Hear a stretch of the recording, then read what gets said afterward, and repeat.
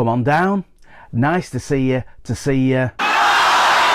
Welcome to our series of quizzes to help you with your RICS APC mandatory competencies. There's going to be one quiz per mandatory competency to the level that's required for most candidates. The aim of the quizzes is to get you used to answering questions verbally under pressure. You'll have 15 seconds to answer 10 questions per competency. Then we'll review some sample answers together. I'm not promising to know what questions will be arising in your final assessment interview. That's why the aim of this quiz is to get you used to answering questions under pressure. That's why we're setting a 15-second time limit for each question. Don't forget, there are no stock question lists for your final assessment. RICS doesn't publish any. If you get hold of some or even buy some, how do they know what's going to be in your final assessment interview? Only the assessors know what's in your final assessment interview, and also you, because it's your assessments that they're going to be looking at. So please don't forget to subscribe to the channel so you don't miss out of any of our big APC quiz sessions.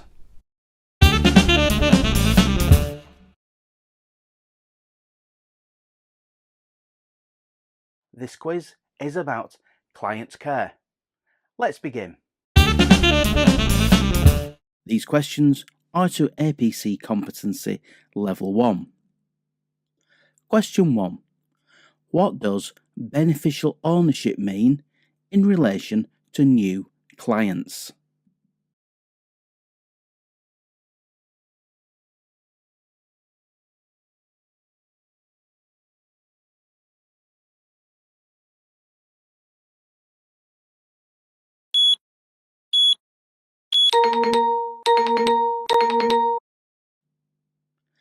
Question 2.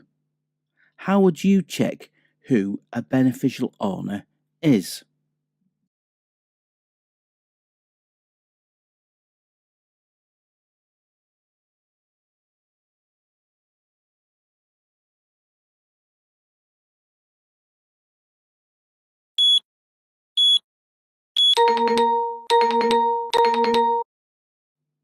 Question 3. If an RICS regulated firm receives a complaint over the telephone, what is the first thing that the firm should do?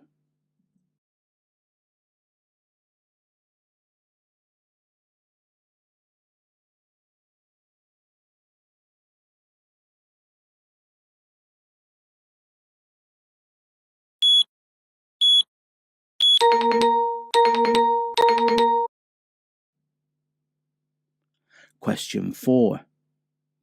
After evaluating a complaint, within how long a time period must an RICS regulated firm respond to the complaint?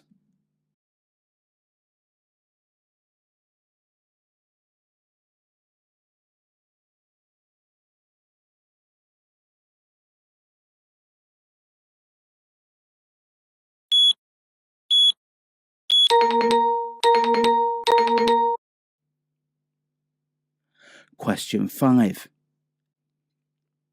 What happens if a complaint to an RICS regulated firm cannot be resolved?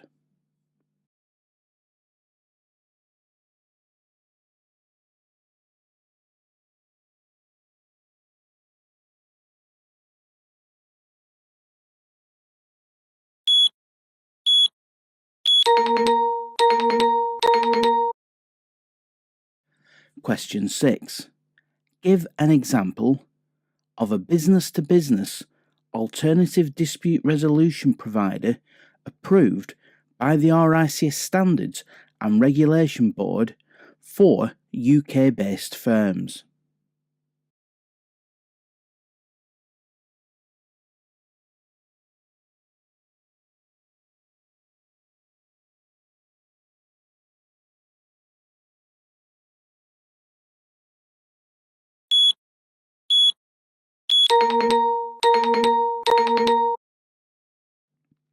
Question 7. What would you do if a long-standing client asks you to carry out work that you weren't personally competent to carry out?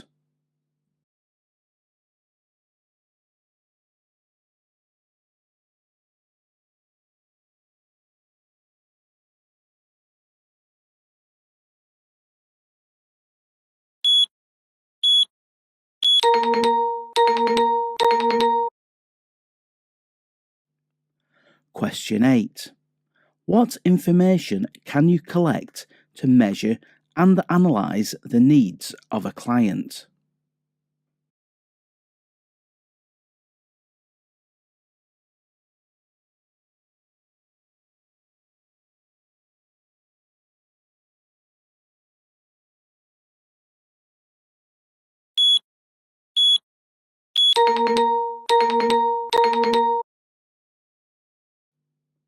Question 9.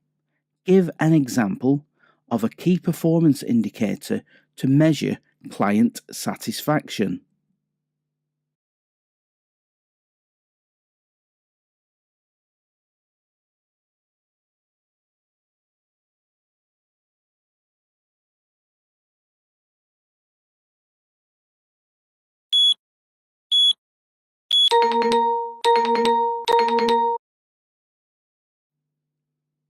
Question 10. Which of the RICS rules of conduct relates to you providing a good quality and diligent service, and give an example of how you meet this?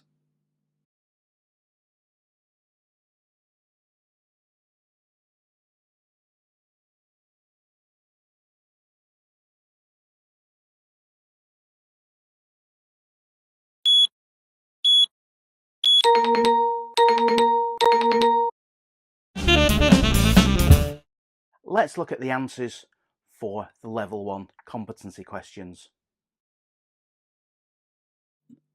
Question 1. What does beneficial ownership mean in relation to new clients? The beneficial owner will be the person who ultimately owns or controls a legally defined minimum percentage of the shares or voting rights in that entity. Question 2. How would you check who a beneficial owner is? The beneficial owner of a client organisation can be identified by requiring helpful document types to be provided, and these can include a recent certificate of incorporation or an annual return for a company. Question 3. If an RICS regulated firm receives a complaint over the telephone, what is the first thing that the firm should do? The person receiving the phone call should repeat back what they are hearing to show that they have listened and understood. Following the telephone call, record the details of the complaint promptly and accurately, and it's important to establish who the communication is with. Question 4. After evaluating a complaint, within how long a time period must an RICS regulated firm respond to the complaint? The firm must respond within the timeframes previously set out to the complainant or contained within the complaints handling procedure. Question 5. What happens if a complaint to an RICS regulated firm cannot be resolved? All firms should have a form of alternate redress provider available to the client if a suitable provider is available. Question 6. Give an example of a business-to-business alternative dispute resolution provider approved by the RICS Standards and Regulation Board for UK-based firms. Such an example is the RICS Dispute Resolution Service. Question 7. What would you do if a long-standing client asked you to carry out work that you weren't personally competent to carry out? You will decline and, if necessary, define your scope of services within the limits of your competence and your firm's professional indemnity insurance. Question 8. What information can you collect to measure and analyse the needs of a client? Examples include scope of works required, timescales required, geographic location of the work, your firm's staff resources. Does a potential instruction meet the requirements of your professional indemnity insurance policy? And analyse these questions and ask, can you deliver the work? Question 9. Give an example of a key performance indicator to measure client satisfaction. Information gathered can include: is work carried out on time? Is work carried out to scope? Is the work carried out to budget? And are there any reworks required in the work? And question 10. Which of the RICS rules of conduct relates to you providing a good quality and diligent service, and give an example of how you meet this? It is Rule 3, which says members and firms must provide good quality and diligent service. Examples of how you meet this can be that members and firms will understand the client's needs and objectives before accepting any professional work, and also that members and firms agree with their clients the scope of the service to be provided and its limitations and timescales for this work.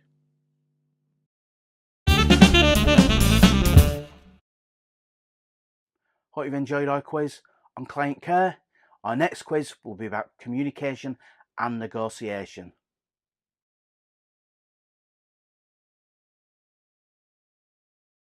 This quiz is about communication and negotiation. These questions are to competency level 1. What does writing in block capitals indicate?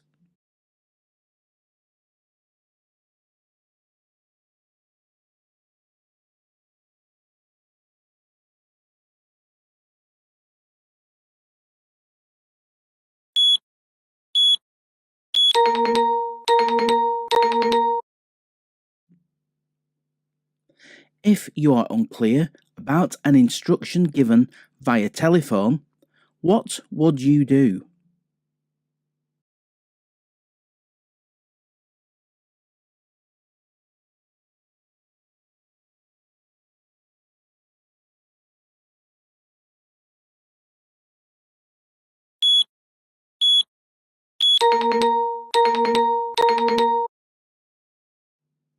When writing a report, why would you use graphic elements such as photographs or charts?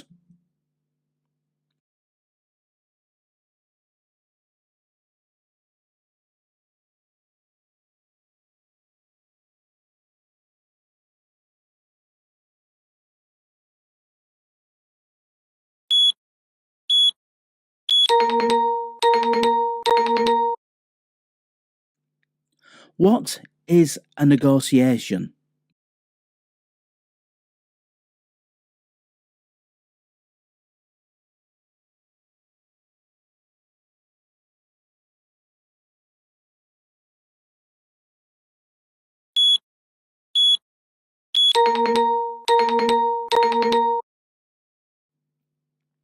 Give an example of one thing you would do to prepare for a negotiation.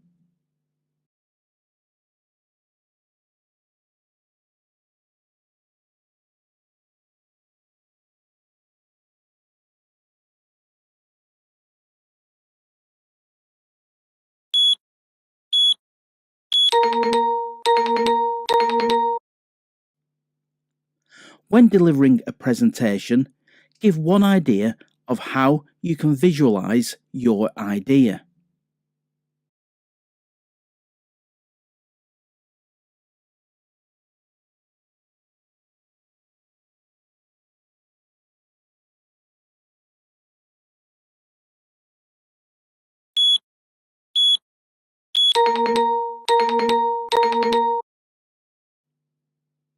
How would you structure a presentation to clients?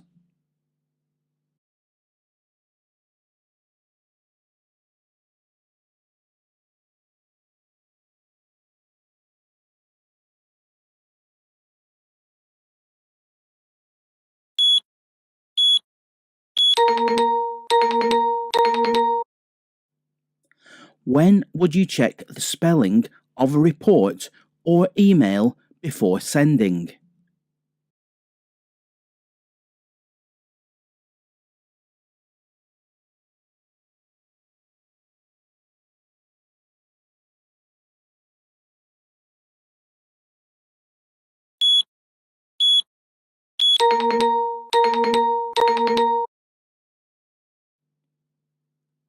Who is the person that you choose a font for in a report?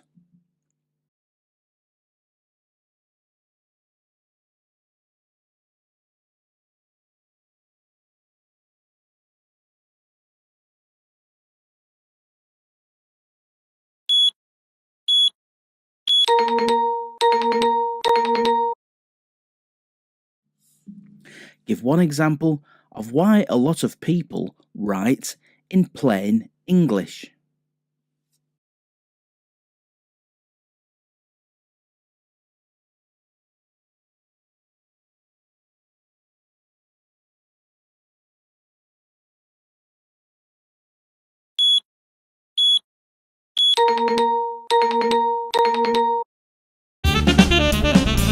Let's review the answers for communication and negotiation.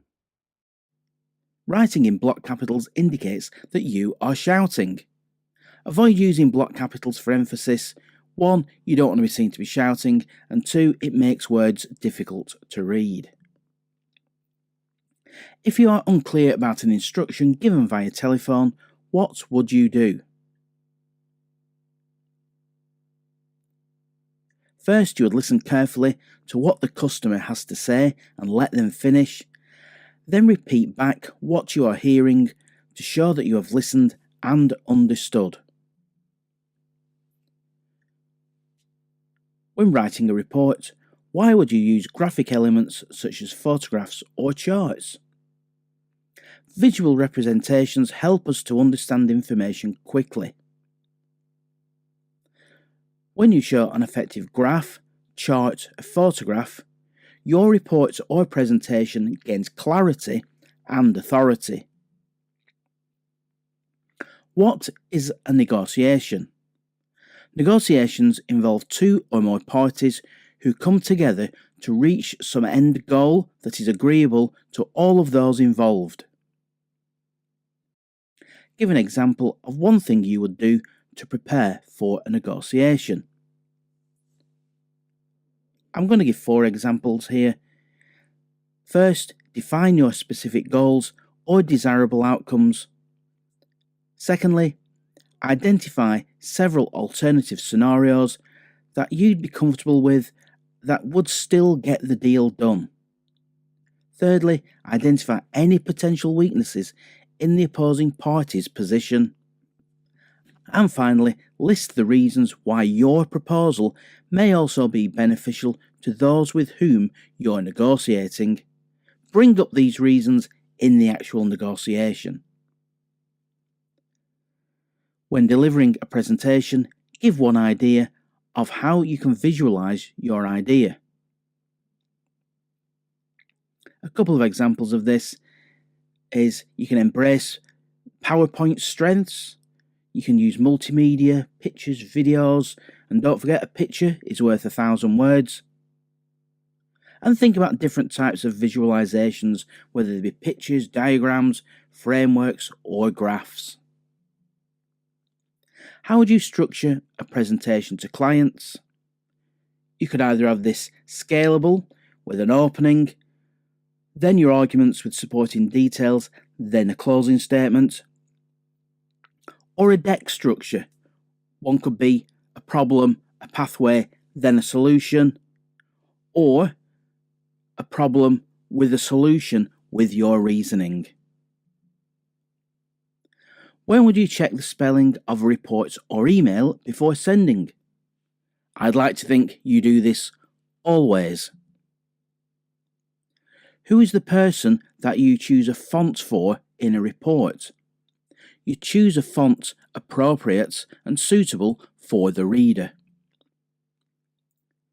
Give one example why a lot of people write in plain English.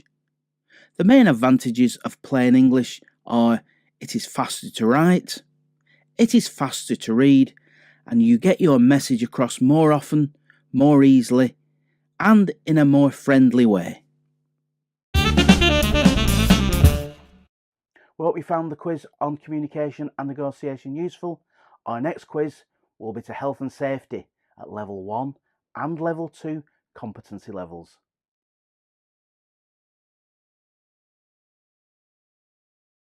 Hi everyone, and welcome back to the Big APC quiz. This edition is about the health and safety competency, both levels 1 and level 2, as required for all candidates. Just to recap the rules, you've got 15 seconds to verbally answer each question, after which we'll go through all the answers together. A reminder that this quiz does not tell you what's going to be in your final assessment interview. I don't know the questions. You'll know the questions better because it's your experience the assessors will be assessing. Just to recap as well, the quiz is designed to get you used to answering questions under a timed pressure situation. But don't forget, on your actual final assessment, the assessor isn't going to be there with the stopwatch. Anyway, that's enough from me. Let's get on with our health and safety quiz. Level 1 questions. Question 1. What does the word hazard mean?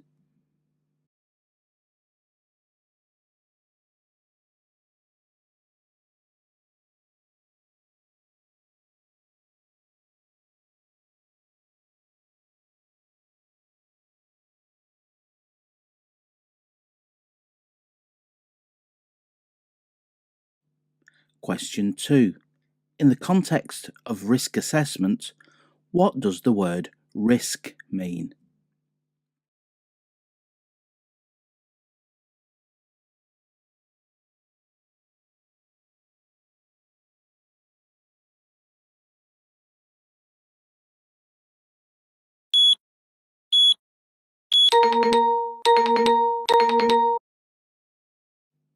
Question 3. Who is the national regulator for workplace health and safety in Great Britain?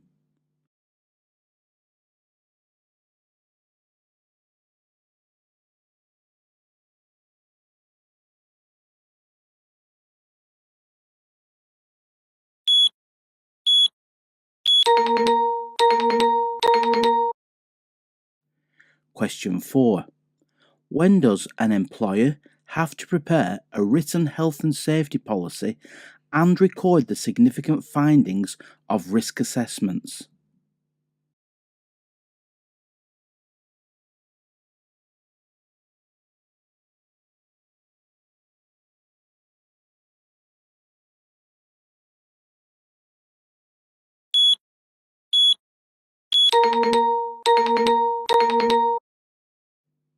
Question 5.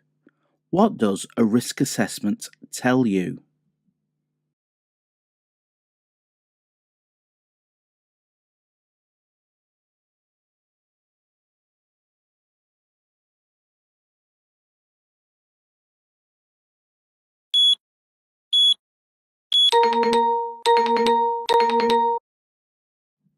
Question 6. In considering what measures to take to protect workers against risks to their health and safety, when should personal protective equipment be considered?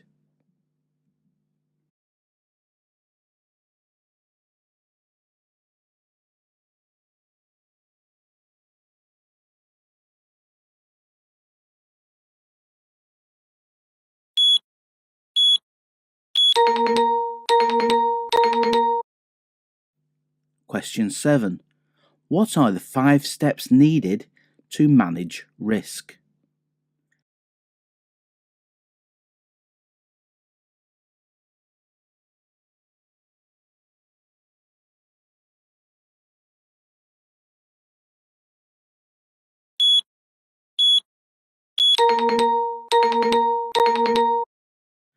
Question 8. What is the primary piece of legislation covering occupational health and safety in Great Britain?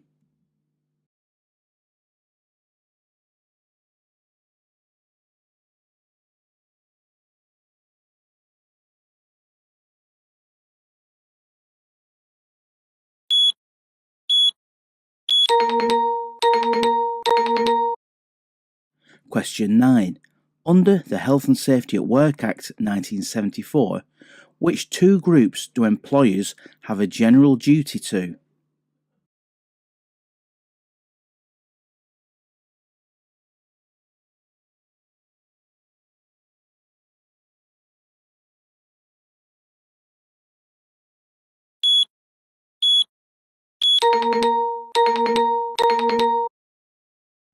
Question 10.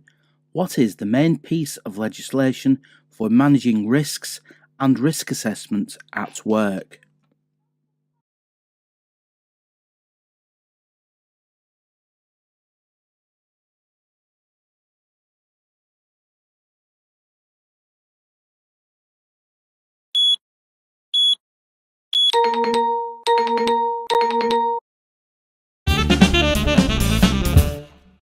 Let's recap the answers for your Level 1 Health and Safety competency. Question 1. What does the word hazard mean? A hazard is anything that has the potential to cause harm or damage. Question 2. In the context of risk assessment, what does the word risk mean? A risk is the likelihood or chance that a hazard could actually cause harm or damage. Question 3. Who is the national regulator for workplace health and safety in Great Britain? It is the Health and Safety Executive, or HSE, that is Britain's national regulator. It covers England, Scotland and Wales, and Northern Ireland has a separate Health and Safety Executive, Northern Ireland. Question 4. When does an employer have to prepare a written health and safety policy and record the significant findings of risk assessment? It is when they employ 5 or more people. Question 5. What does a risk assessment tell you? It tells you what risks may exist and how they should be controlled. Question 6. In considering what measures to take to protect workers against risks to their health and safety, when should personal protective equipment be considered? PPE should only be considered when the risks cannot be eliminated by other means. Question 7. What are the 5 steps needed to manage risk? These are: identify hazards, assess the risks, control the risks, record your findings, and review the controls. Question 8. What is the primary piece of legislation covering occupational health and safety in Great Britain? It is the Health and Safety at Work Act 1974. Question 9. Under the Health and Safety at Work Act 1974, which two groups do employers have a general duty to?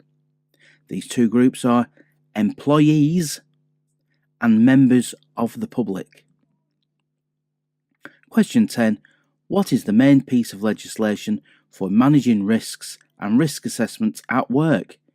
It is the Management of Health and Safety at Work Regulations 1999.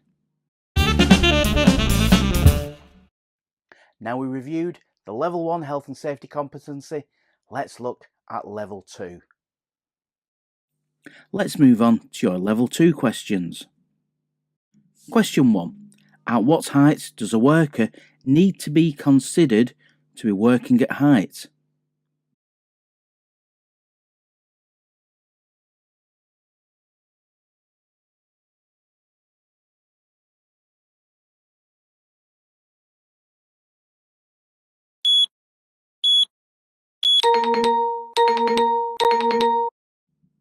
Question 2. What 3 things do fires need to start?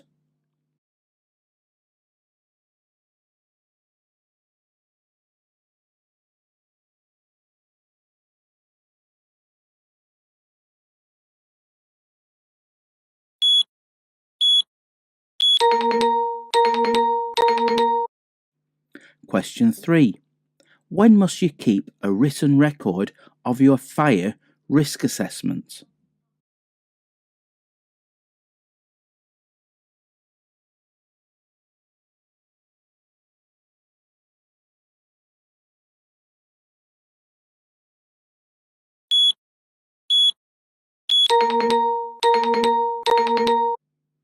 Question 4. In domestic properties and workplaces, what is the name of the qualification an engineer must have to work on gas fittings, including appliances?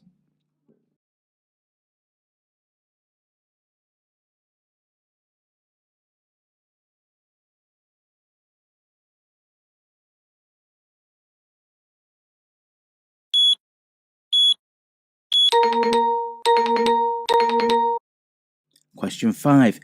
If someone has died of a work-related accident, who does this have to be reported to as a RIDDOR?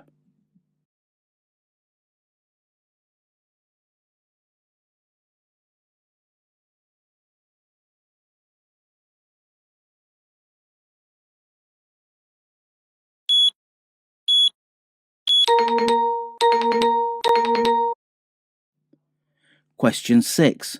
When is a construction project notifiable?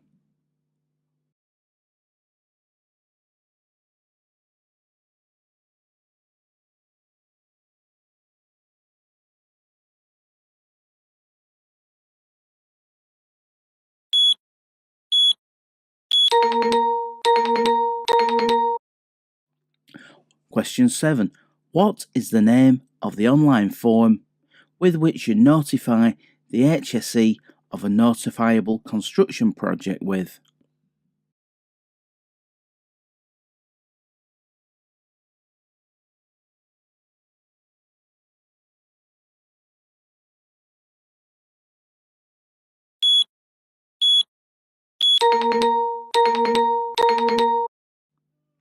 Question 8. Give an example of risks that particularly affect lawn workers.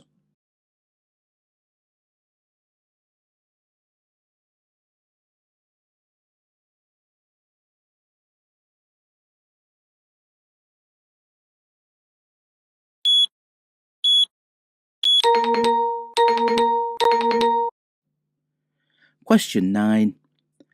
The person who has a legal duty to manage asbestos in a building is called a duty holder. Give an example of one.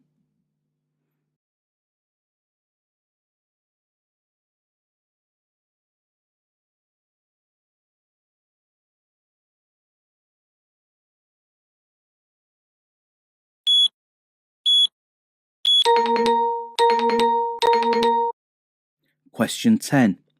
When should you review controls put in place via a risk assessment?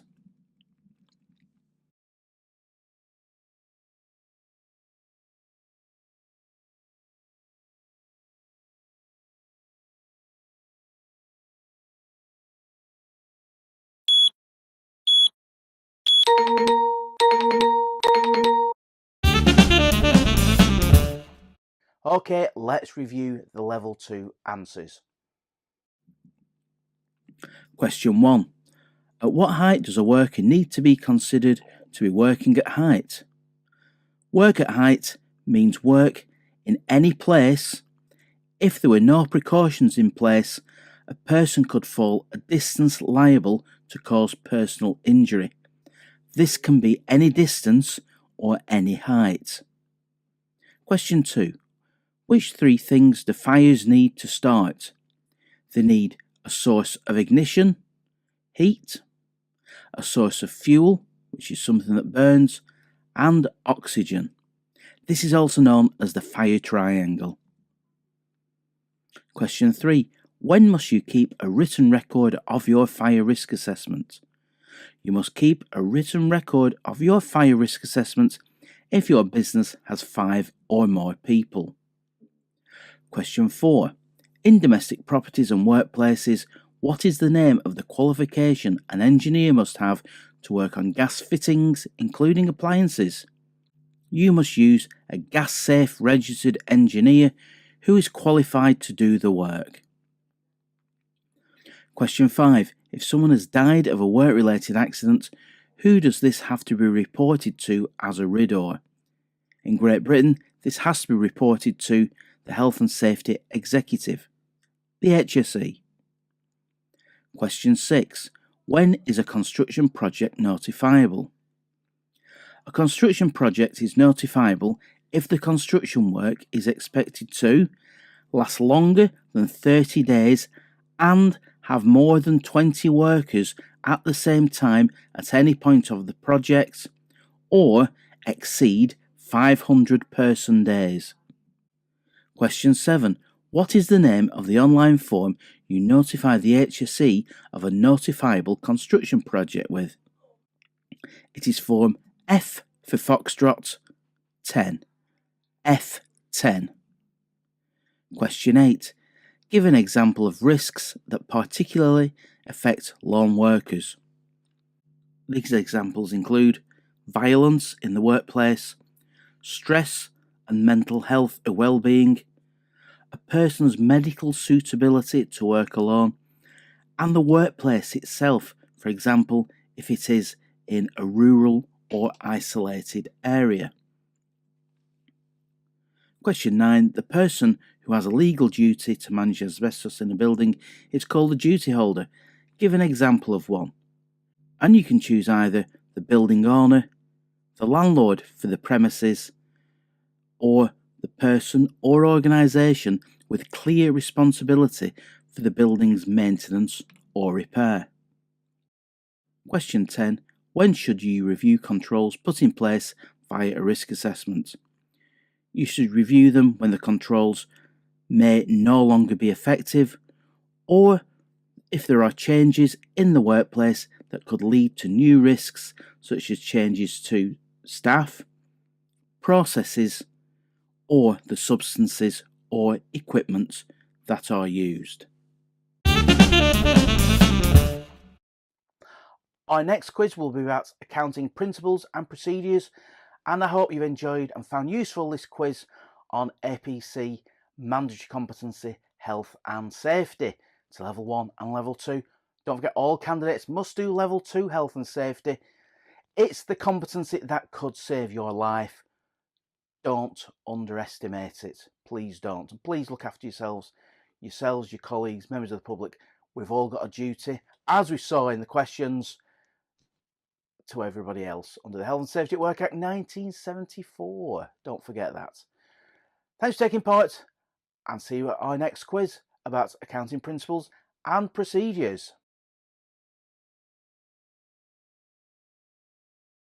This quiz is about accounting principles and procedures. Let's begin. Here are your Level 1 questions. Question 1. What are the generally accepted accounting principles?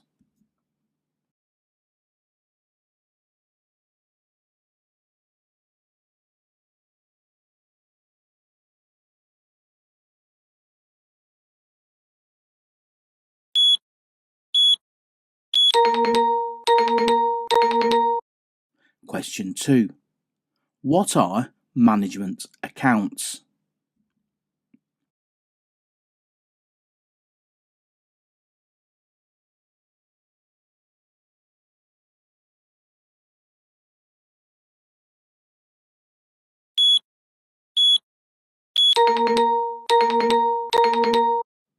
Question 3.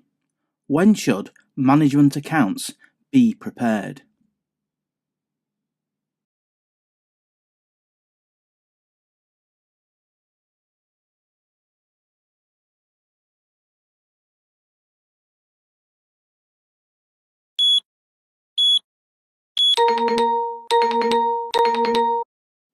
Question 4.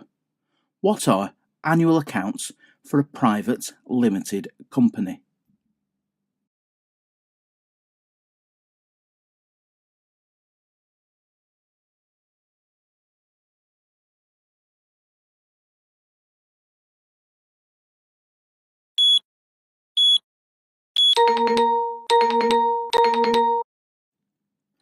Question 5. What is a balance sheet?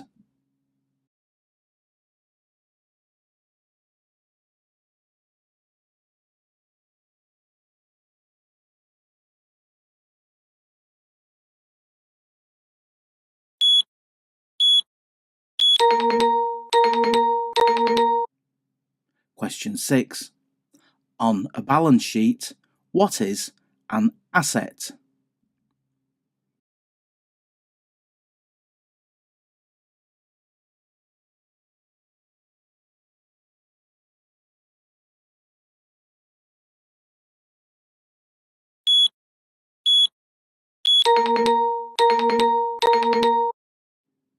Question 7. On a balance sheet, what is a liability?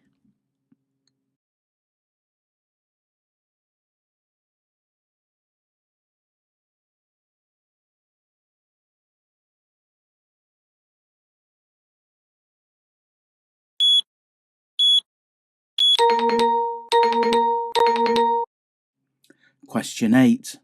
What is a profit and loss statement?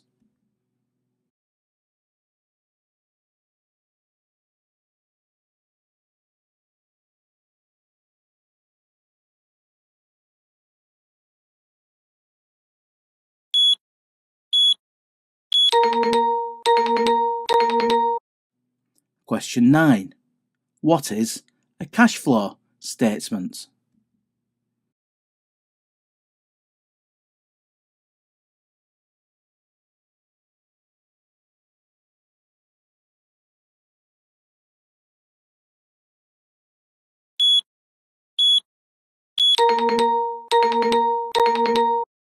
Question 10. When is a statutory financial audit required?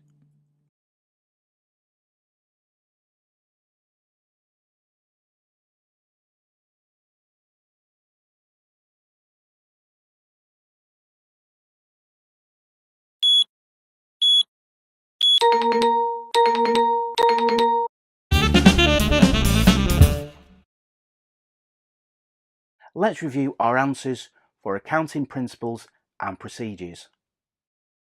Question 1. What are the generally accepted accounting principles? They are the standards that encompass the details, complexities, and legalities of business and corporate accounting. Question 2. What are management accounts? They're not to be confused with statutory accounts, but management accounts are detailed reports that shed light on a business's financial health and operational efficiency. They are not just about numbers, but provide a holistic view of where the business stands and where it is headed. Question 3. When should management accounts be prepared? Unlike annual reports, management accounts are usually prepared more frequently, such as monthly or quarterly, and this ensures that decision makers have up-to-date information, allowing them to respond swiftly to emerging business opportunities or business threats. Question 4. What are annual accounts for a private limited company? Company accounts are a summary of an organisation's financial activity over a 12-month period.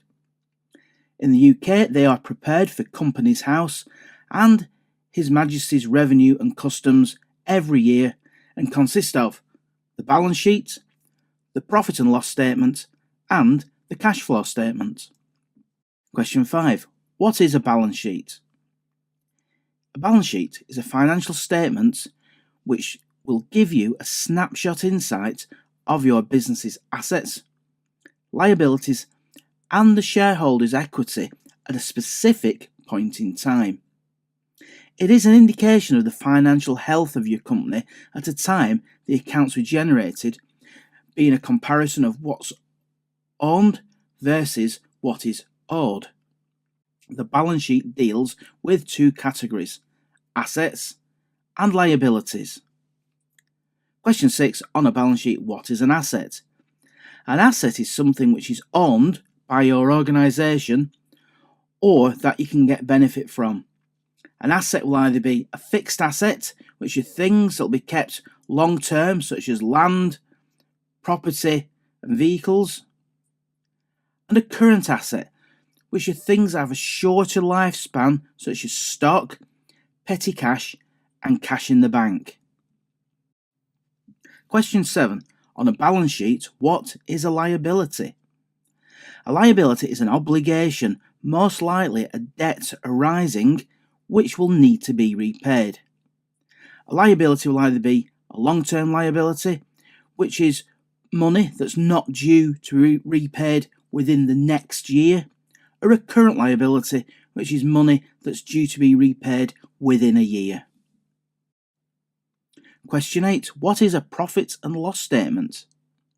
A profit and loss statement actually differs from a balance sheet, as it records performance over a period of time, rather than just a snapshot. In the profit and loss statement, you'll see the total revenue and total expenses of the business throughout the financial year. Question 9. What is a cash flow statement? The function of a cash flow statement is to explain the cash movements in and out of the business over the financial year. And cash flow is the amount of money that actually comes in and goes out of a business during a period of time. Question 10. When is a statutory financial audit required? A financial audit is an annual independent inspection of a company's accounts, required by law unless you qualify for audit exemption, which is most commonly applied when the company falls below the audit thresholds. If your organisation is part of a larger group that passes these thresholds, you will be also legally required to be audited. The actual purpose of an audit is to ensure the organisation's accounts have been prepared correctly, accurately, and in line with relevant standards. And an audit must be carried out by an independent party who must either be a registered auditor and will often also be a specialist within a chartered accounting firm. And the auditor has the responsibility to conduct the audit as a process in line with compliance standards set out by law. I hope you found our quiz for accounting principles and procedures useful. Our next quiz will be about business planning.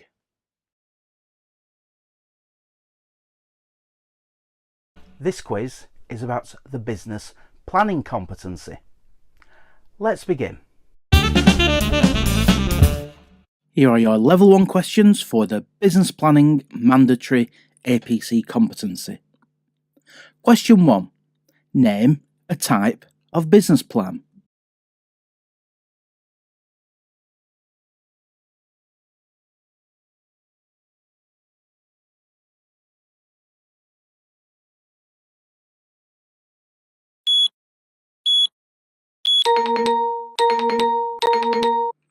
Question 2. What is an organisational structure?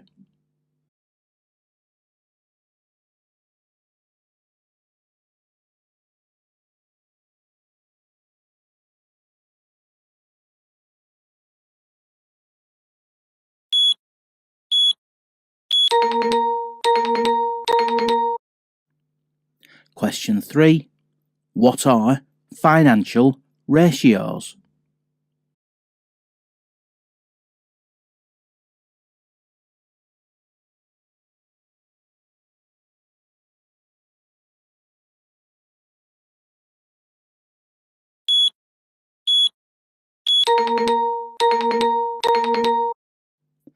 Question 4. What is working capital?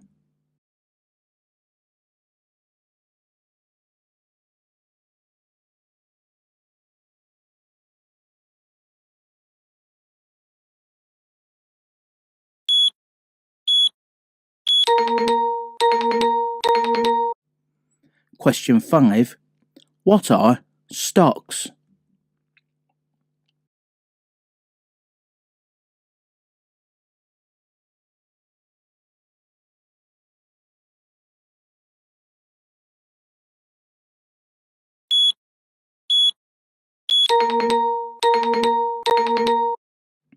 Question 6. What is the difference between debtors and creditors?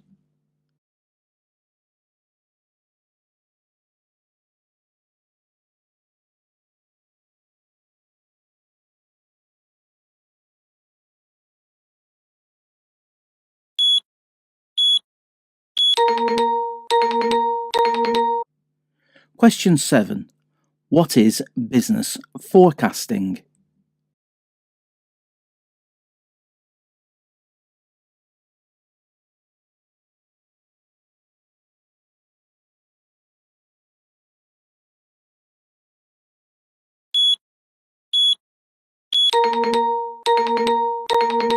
Question 8. Describe corporate planning.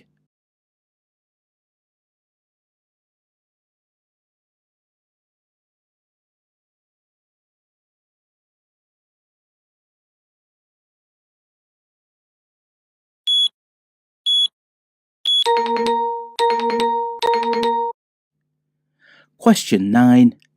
How does business planning contribute to the success of a company?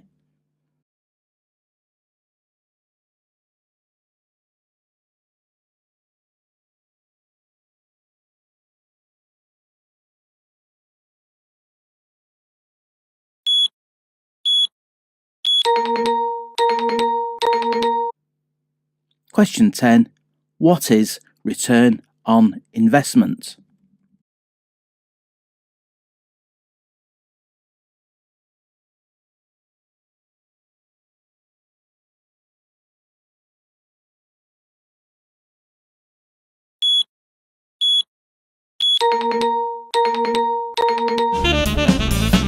Let's review our answers for business planning. Question 1. Name a type of business plan. You typically name 4 types of plan: strategic, departmental, operational, and corporate. And I'm just going to briefly describe each one. A strategic plan is typically focused on mid to long-term goals and explains the basic strategies for achieving them. A departmental business plan outlines the focus areas, objectives, and projects of a team or department within a company. An operational plan is a plan that outlines the key objectives and goals of a company whilst also outlining how the company can achieve them. And a corporate plan defines the strategies that the employees will take to meet the business's goals and mission. Question 2. What is an organisational structure? To put it into context, employees want to understand their job responsibilities, whom they report to, what decisions they can and should make, and how they interact with other people and teams within the company. So, an organisational structure creates this framework. Organisational structures can be centralised or decentralised, hierarchical or circular, flat or vertical. Question 3. What are financial ratios? Financial ratios are created with the use of numerical values taken from financial statements to give meaningful information about a company. The numbers found on a company's financial statements, in the balance sheet, income statement, and cash flow statement are used to perform quantitative analysis to give these financial ratios. Question 4. What is working capital? This is the difference between the company's current assets, including cash and other assets that can be converted into cash within a year, and its current liabilities such as payroll, accounts payable, and accrued expenses. Question 5. What are stocks? A stock represents a share in the ownership of a company, including a claim on the company's earnings and assets. Question 6. What is the difference between debtors and creditors? If you owe money to a person or a business for goods and services they've provided, then they are a creditor. Looking at this from the other side, the person that owes money is a debtor. Question 7. What is business forecasting? This is making informed guesses about certain business metrics, regardless of whether they reflect the specifics of a business, such as growth in sales, or predictions for the economy as a whole. Question 8. Describe corporate planning. Corporate planning is the process by which businesses create strategies for meeting business goals and achieving objectives. Question 9. How does business planning contribute to the success of a company? Well, it facilitates decision making and allows setting of a time frame by predicting when the company can achieve its goals. It also defines how to measure performance against these set goals and whose responsibility will it be. Question 10. What is a return on investment?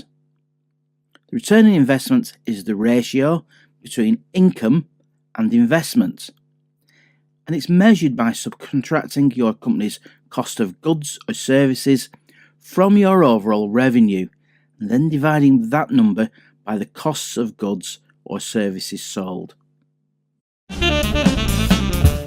I hope you found our quiz on business planning useful. Our next quiz is about conflict avoidance, management and dispute resolution procedures. Welcome to this quiz on conflict avoidance, management and dispute resolution procedures. These are your level 1 questions for conflict avoidance, management and dispute resolution procedures. Question 1. Name a common cause of a dispute.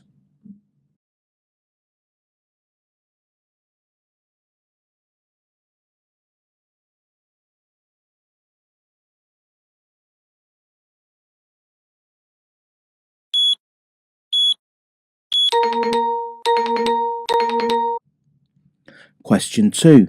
How can risk management help avoid disputes?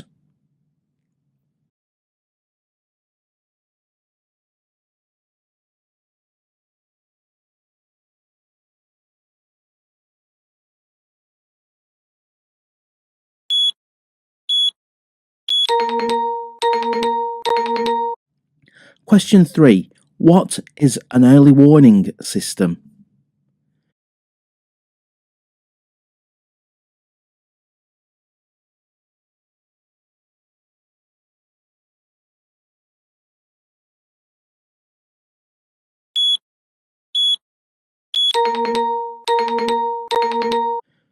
Question 4. What is mediation?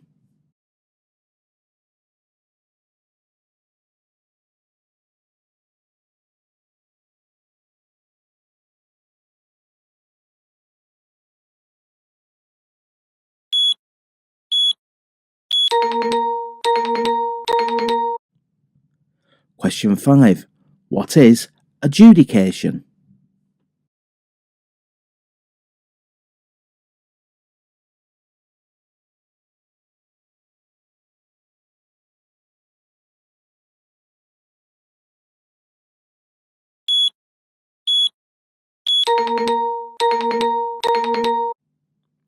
Question 6. What is arbitration?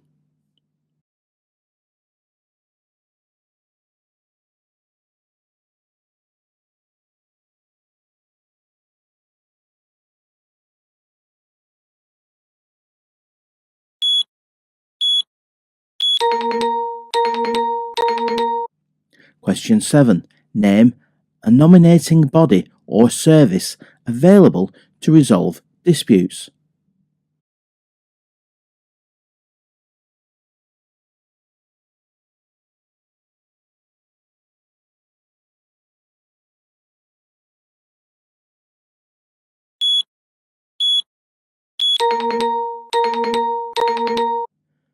Question 8. What is the RICS Dispute Resolution Service?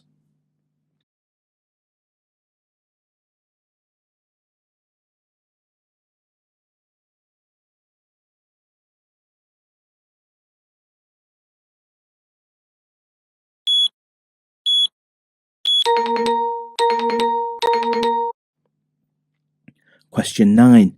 Where would you find the mandatory RICS requirements for identifying conflicts of interest?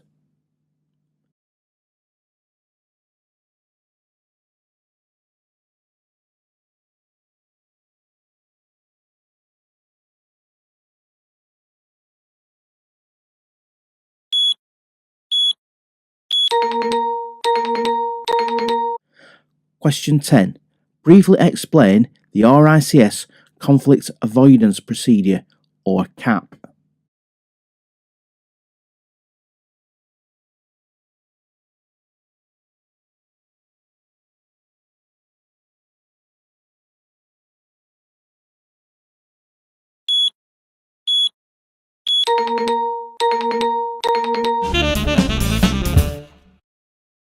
Let's review our answers for conflict avoidance, management and dispute resolution procedures. Question 1. Name a common cause of a dispute. There are many, and they can include insisting upon accelerating on a construction project, work not being properly coordinated, a variation of cultural values within a project, differing goals, delays, design delays or design failures, project complexity or over-complexity, quality and workmanship, issues with the actual tender, variations and value engineering being imposed. Question 2. How can risk management help avoid disputes? Well, risk can take many forms, including poor communication and delivery, inadequate or contract drafting, and ineffective risk management procedures. So to avoid this, identify the risks, allocate the risk to the party best able to deal with it, and then manage the risk. Question 3. What is an early warning system? An early warning system can capture data on project risks, such as potential delays, budget overruns, and quality issues. An early warning systems help project managers to stay ahead of potential issues that could cause delays, cost overruns, and other negative consequences. Question 4. What is mediation? In mediation, an independent and neutral advisor works with all parties to allow them to reach a mutually acceptable agreement or solution without taking the matter to court.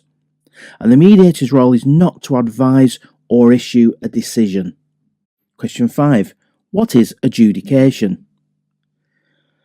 Adjudication in construction is a faster and less formal route of dispute resolution than resorting to the relatively slow and expensive court proceedings. The speed of adjudication allows construction work to continue and it supports cash flow. The Construction Act encourages adjudication as a means of resolving disputes quickly without the need for lawyers when disputes arise. In terms of resolving disputed debts, adjudication as an alternative procedure to county court proceedings for resolving these debts. It can often be a quick way of resolving disputes, but it can only be used if adjudication is stated as a term within a contract. Question 6. What is arbitration? Arbitration is a procedure in which a dispute is submitted by agreement of the parties to one or more arbitrators who make a binding decision on the dispute. By choosing arbitration, the parties opt for a private dispute resolution procedure instead of going to court. Question 7. Name a nominating body or service available to resolve disputes.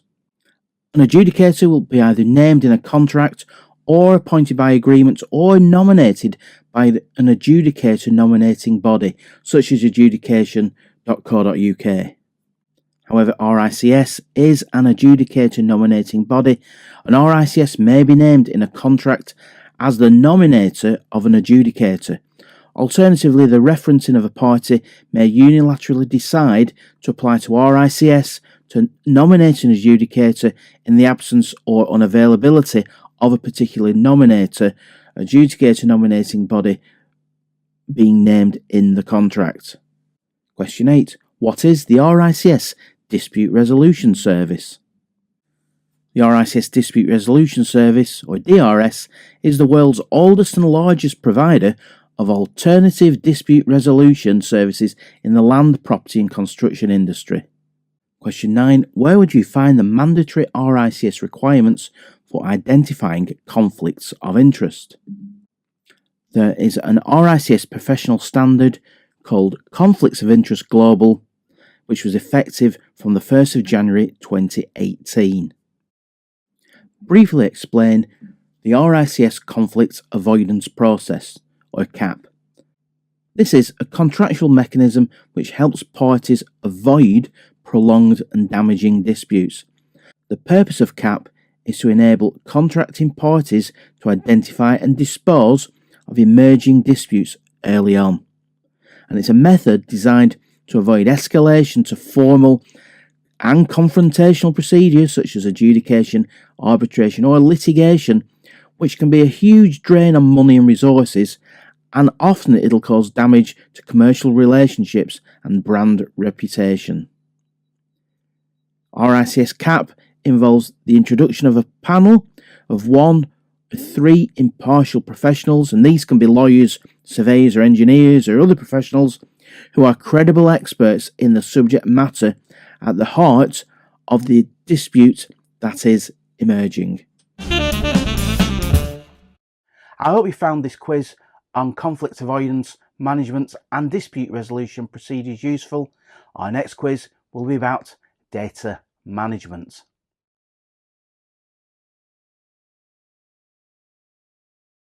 This quiz is on the data management competency. Here are your Level 1 data management questions. Question 1. What is GDPR?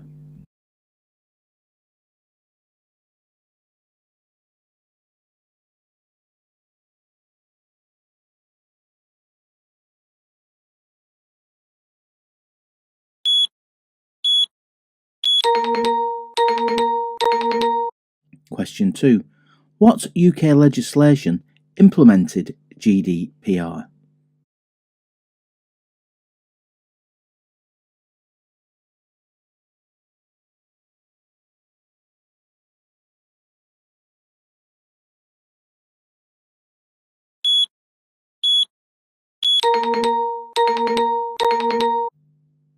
Question 3. What is personal data?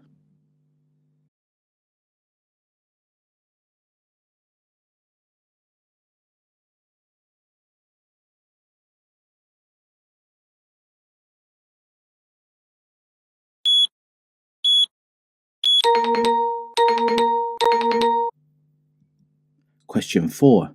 What is an identifiable living individual?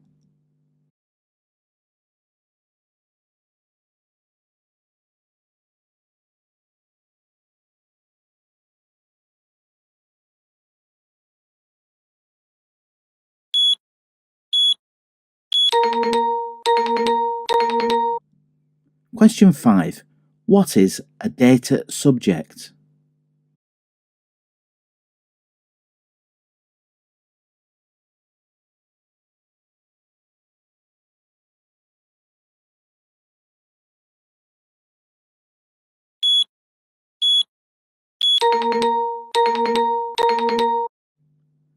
Question 6. What is data processing?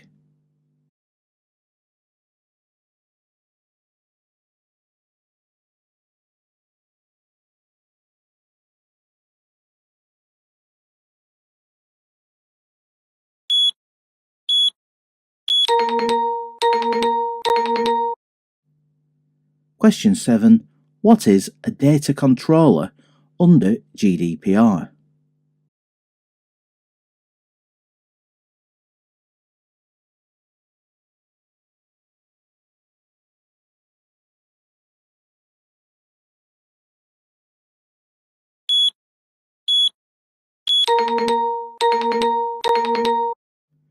Question 8. What is a processor under GDPR?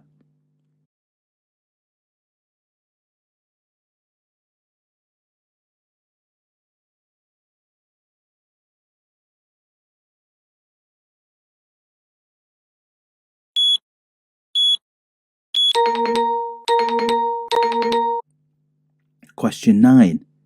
What is an electronic database?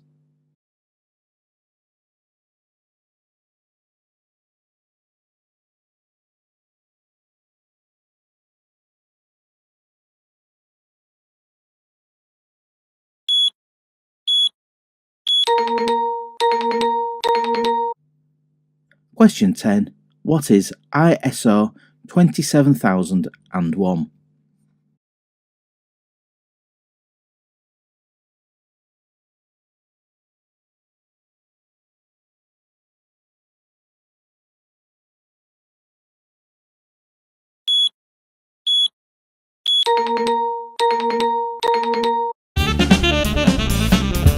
Let's review our answers for data management.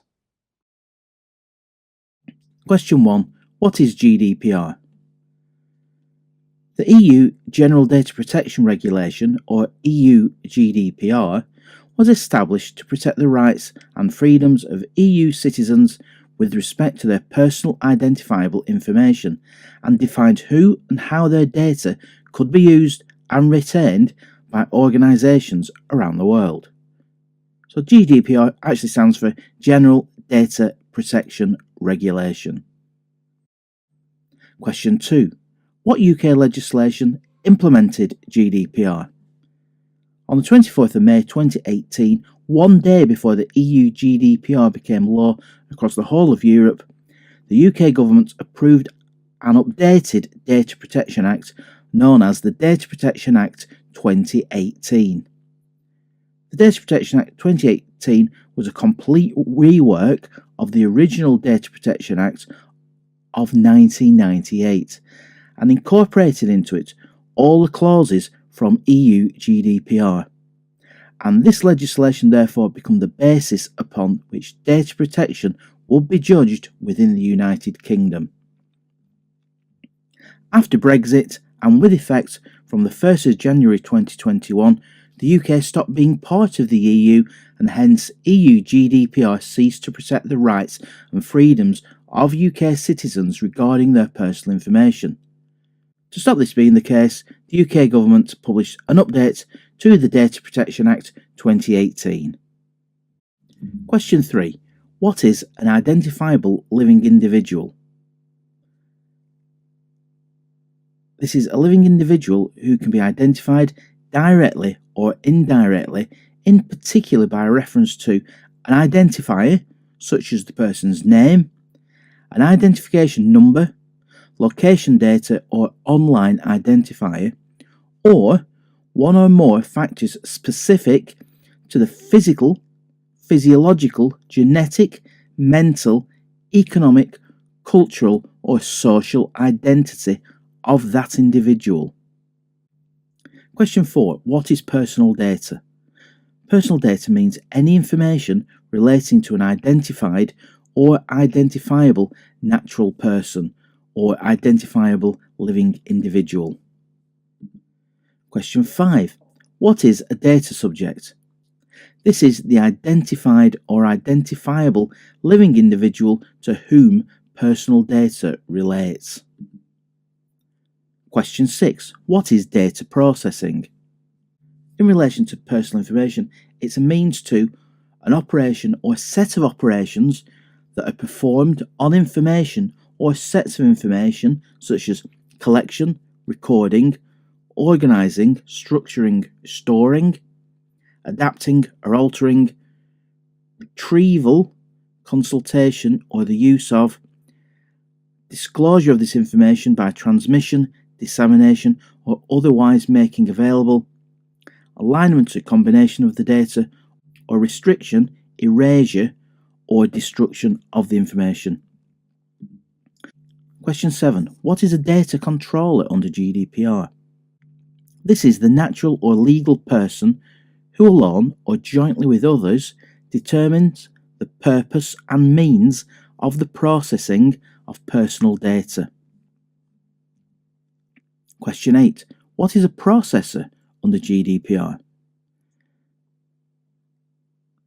The processor means the natural or legal person who possesses personal data on behalf of the controller.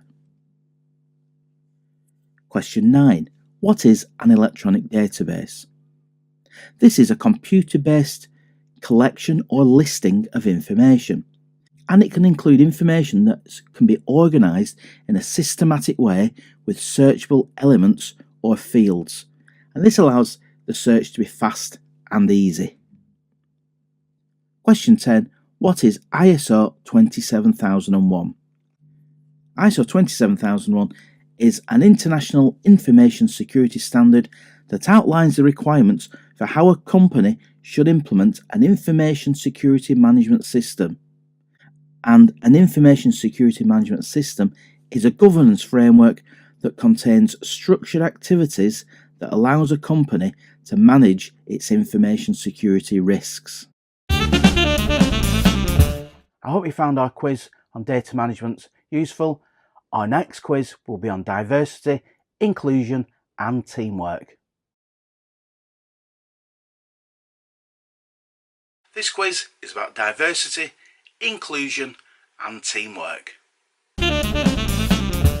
These are your level 1 questions for diversity, inclusion and teamworking.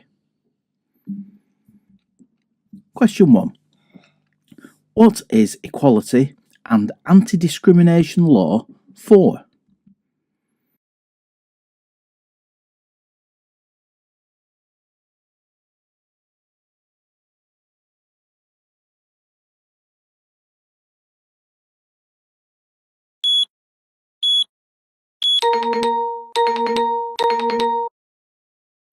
Question 2. What is the UK legislation relating to equality and anti-discrimination?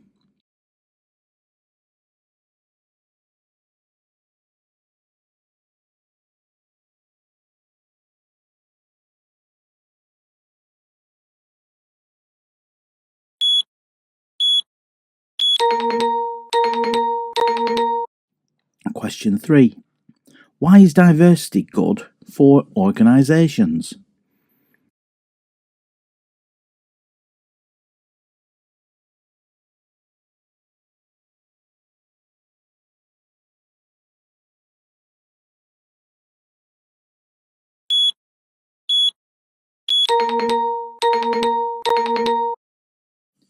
Question 4.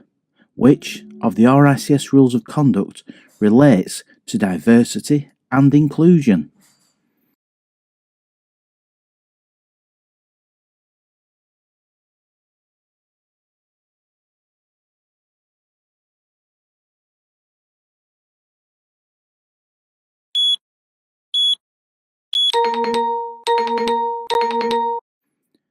Question 5. What is diversity?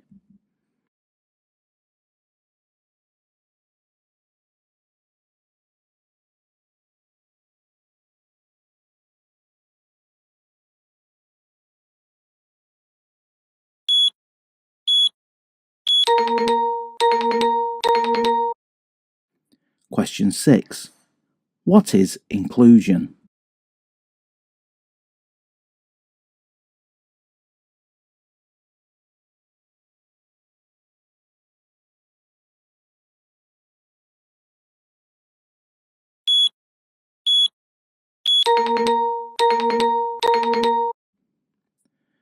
Question 7. What is equity?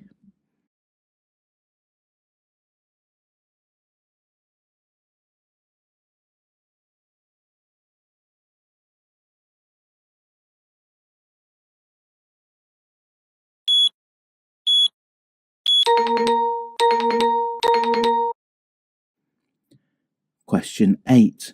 What is unconscious bias?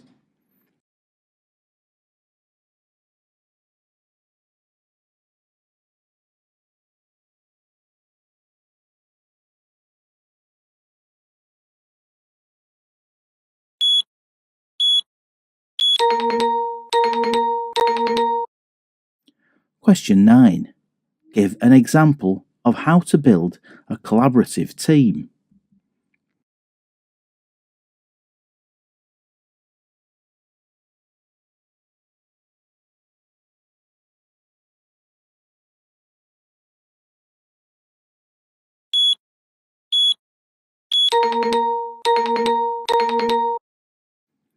Question 10. What is ISO 44001?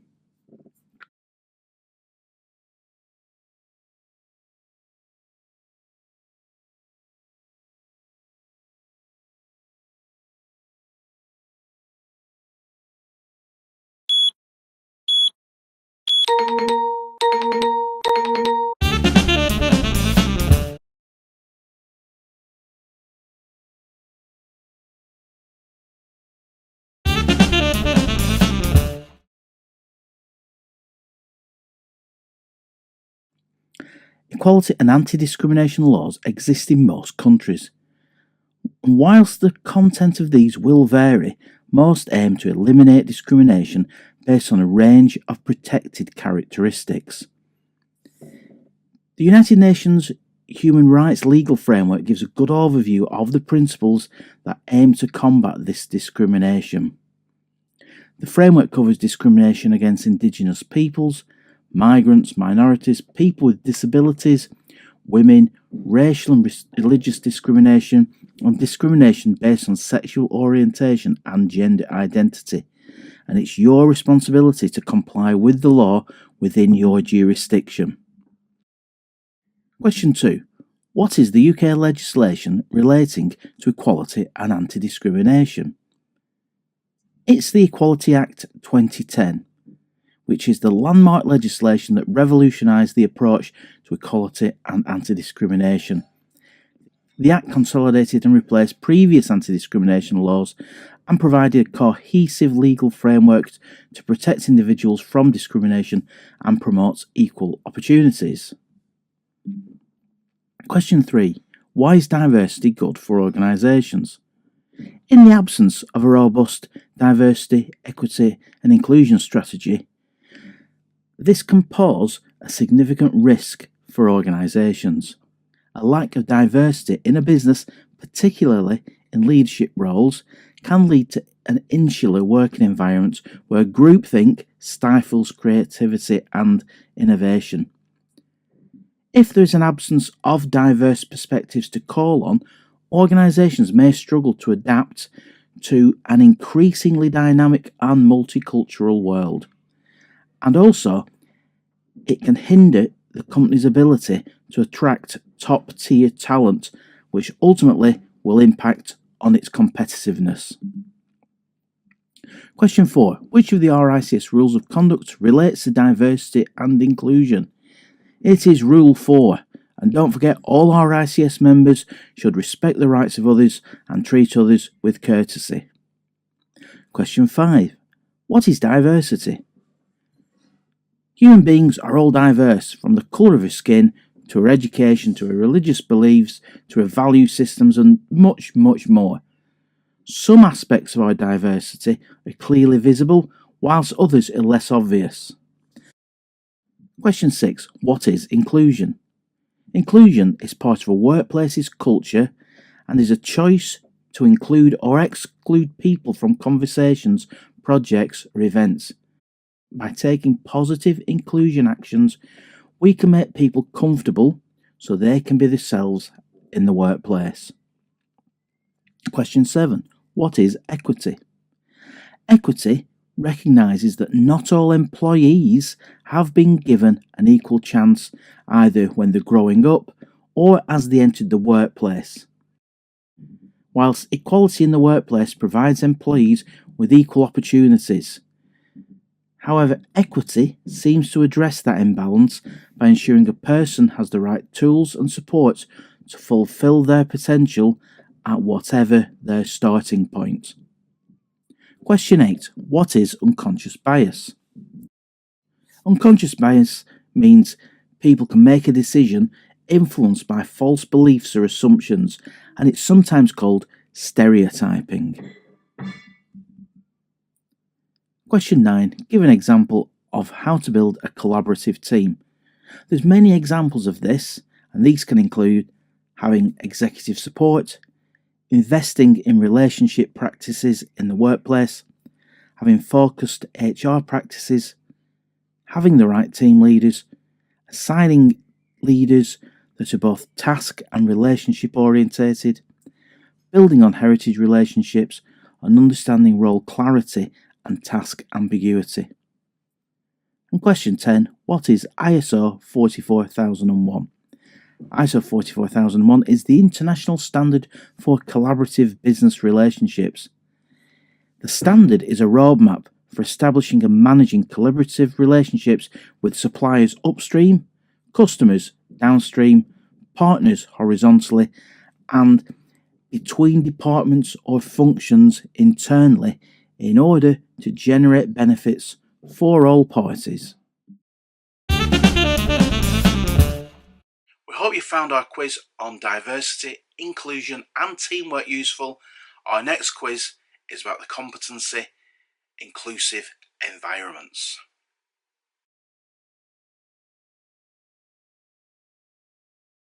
This quiz is about the mandatory competency inclusive environments. Here are your level 1 questions for inclusive environments. Question 1. What is an inclusive environment?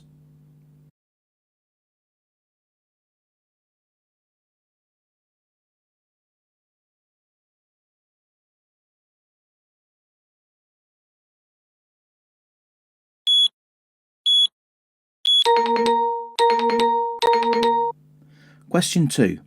What does reasonable adjustment mean?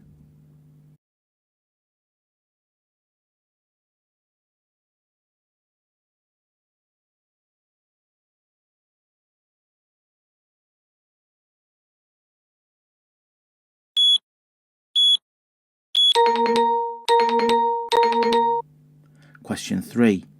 What UK legislation requires reasonable adjustments to be made so that disabled people are not excluded from workplaces, public buildings and places that serve the public?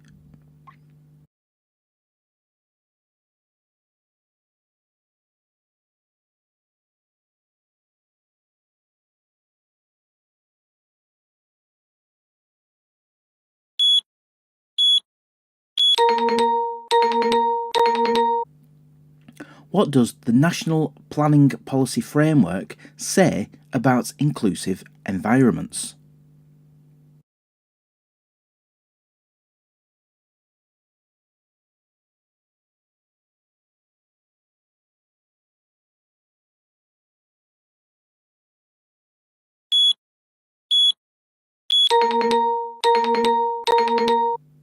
Question 5. What is Approved Document M of the building regulations?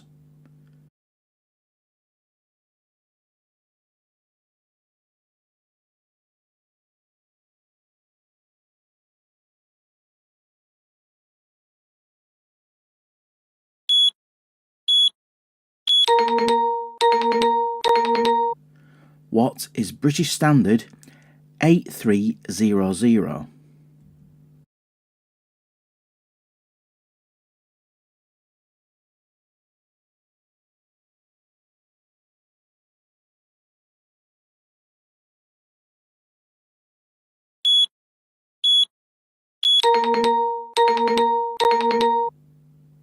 Question 7. What is inclusive design?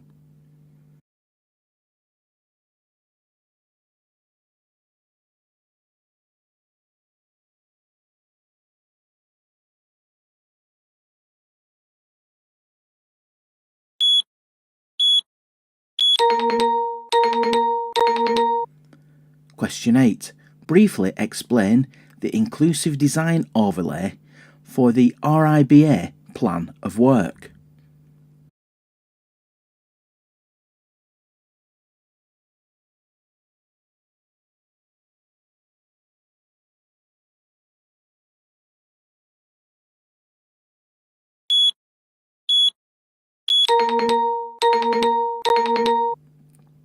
Question 9.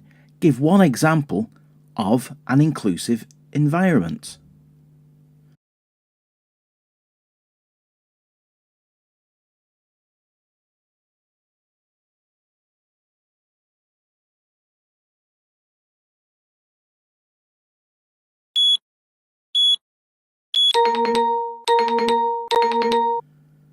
Question 10. Give one benefit of having an inclusive environment.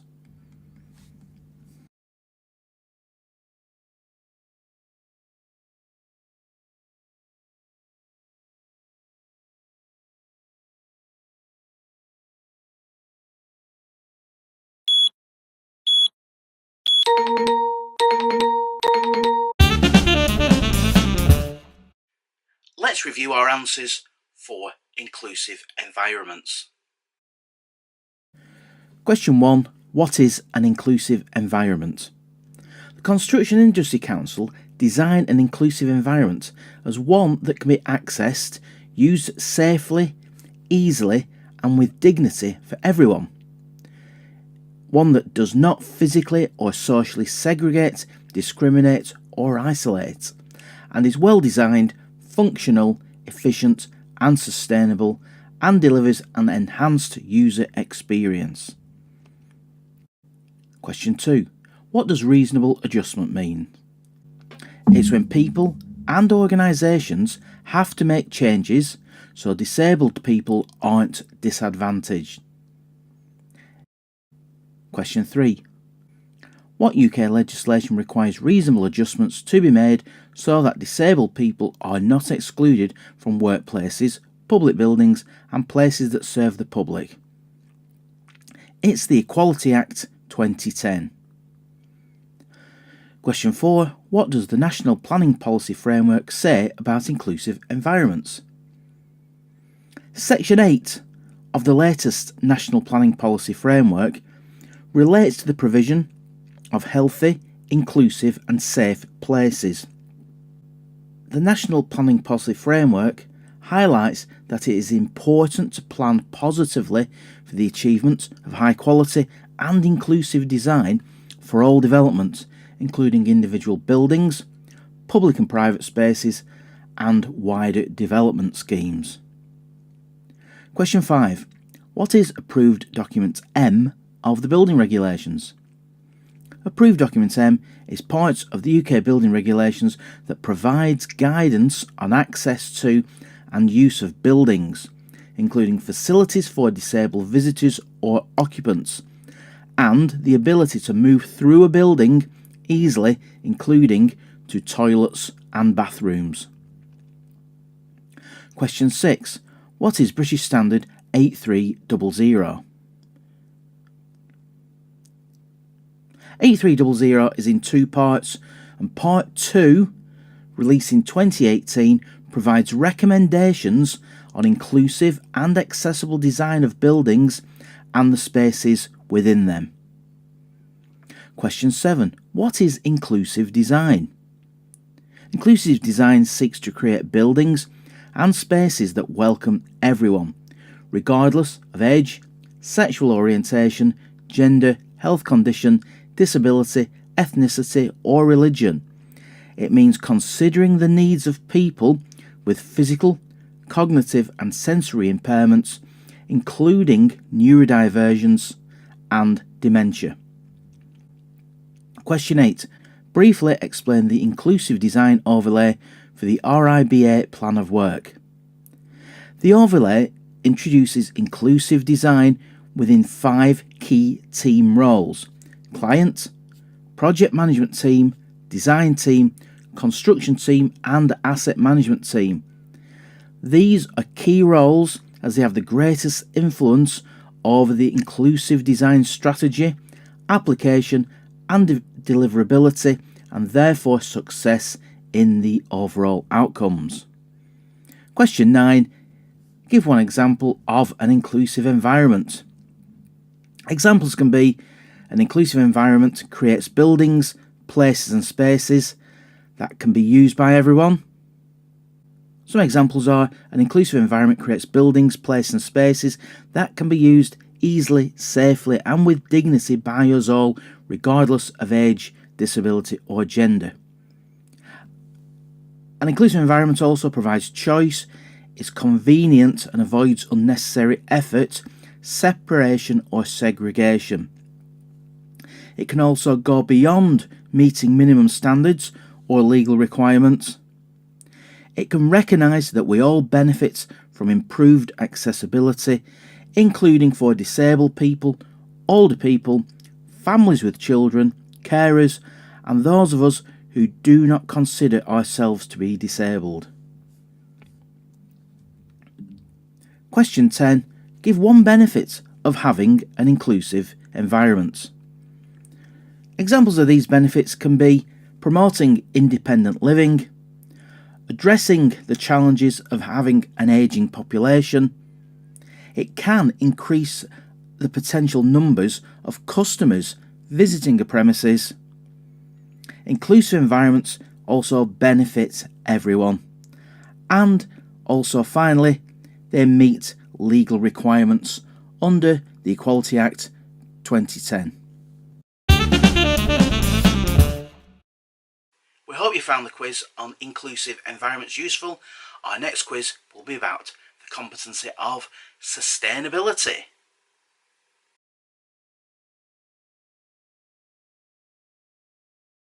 This quiz is on the mandatory competency, sustainability. These are your level 1 questions for the mandatory sustainability competency. Question 1. What traditionally are the 3 pillars of sustainability?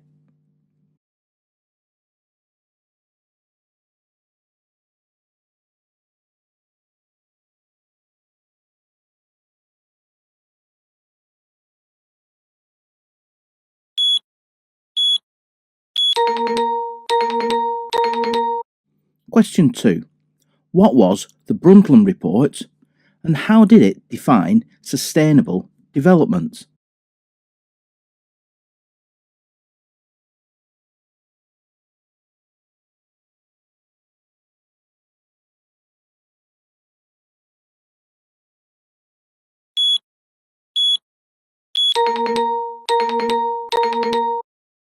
Question 3a for non-domestic work. What is MEES?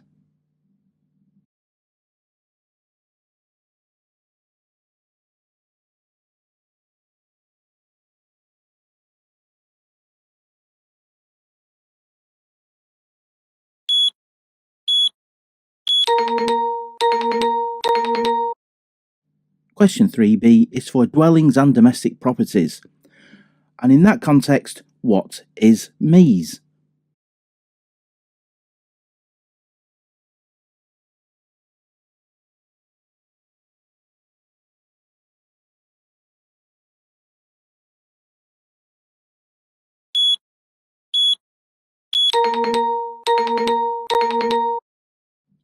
Question 4. What is BREEAM?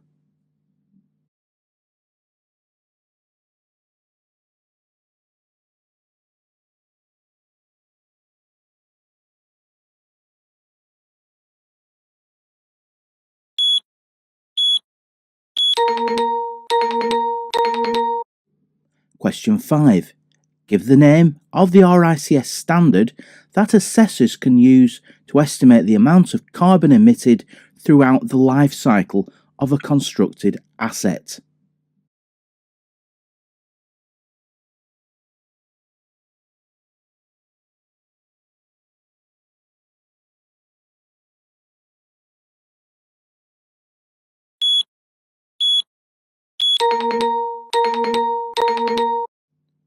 What are the Kyoto Protocol and the Paris Agreement?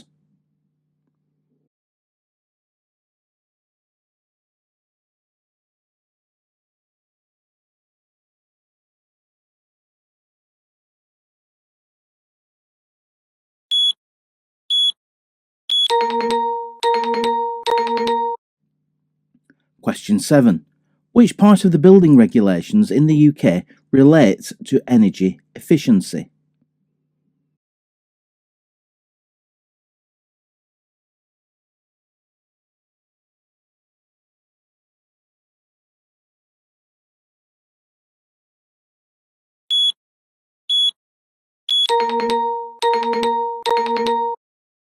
Question 8. How many UN Sustainable Development Goals are there? And what are they for?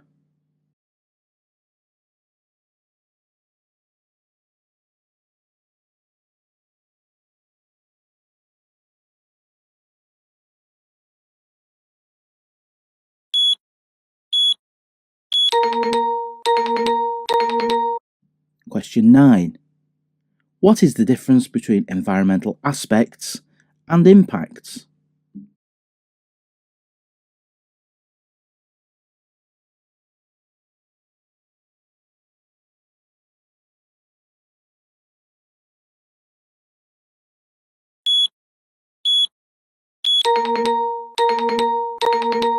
And question 10. What is the waste hierarchy?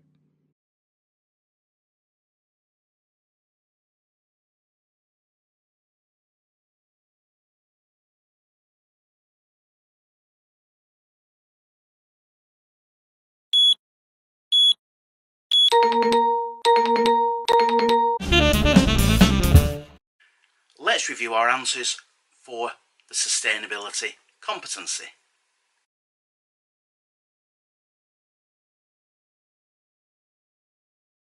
Question 1. What traditionally are the 3 pillars of sustainability? These are economic, social, and environmental. This can be expanded upon being described as economic growth, social inclusion, and environmental protection. Question 2.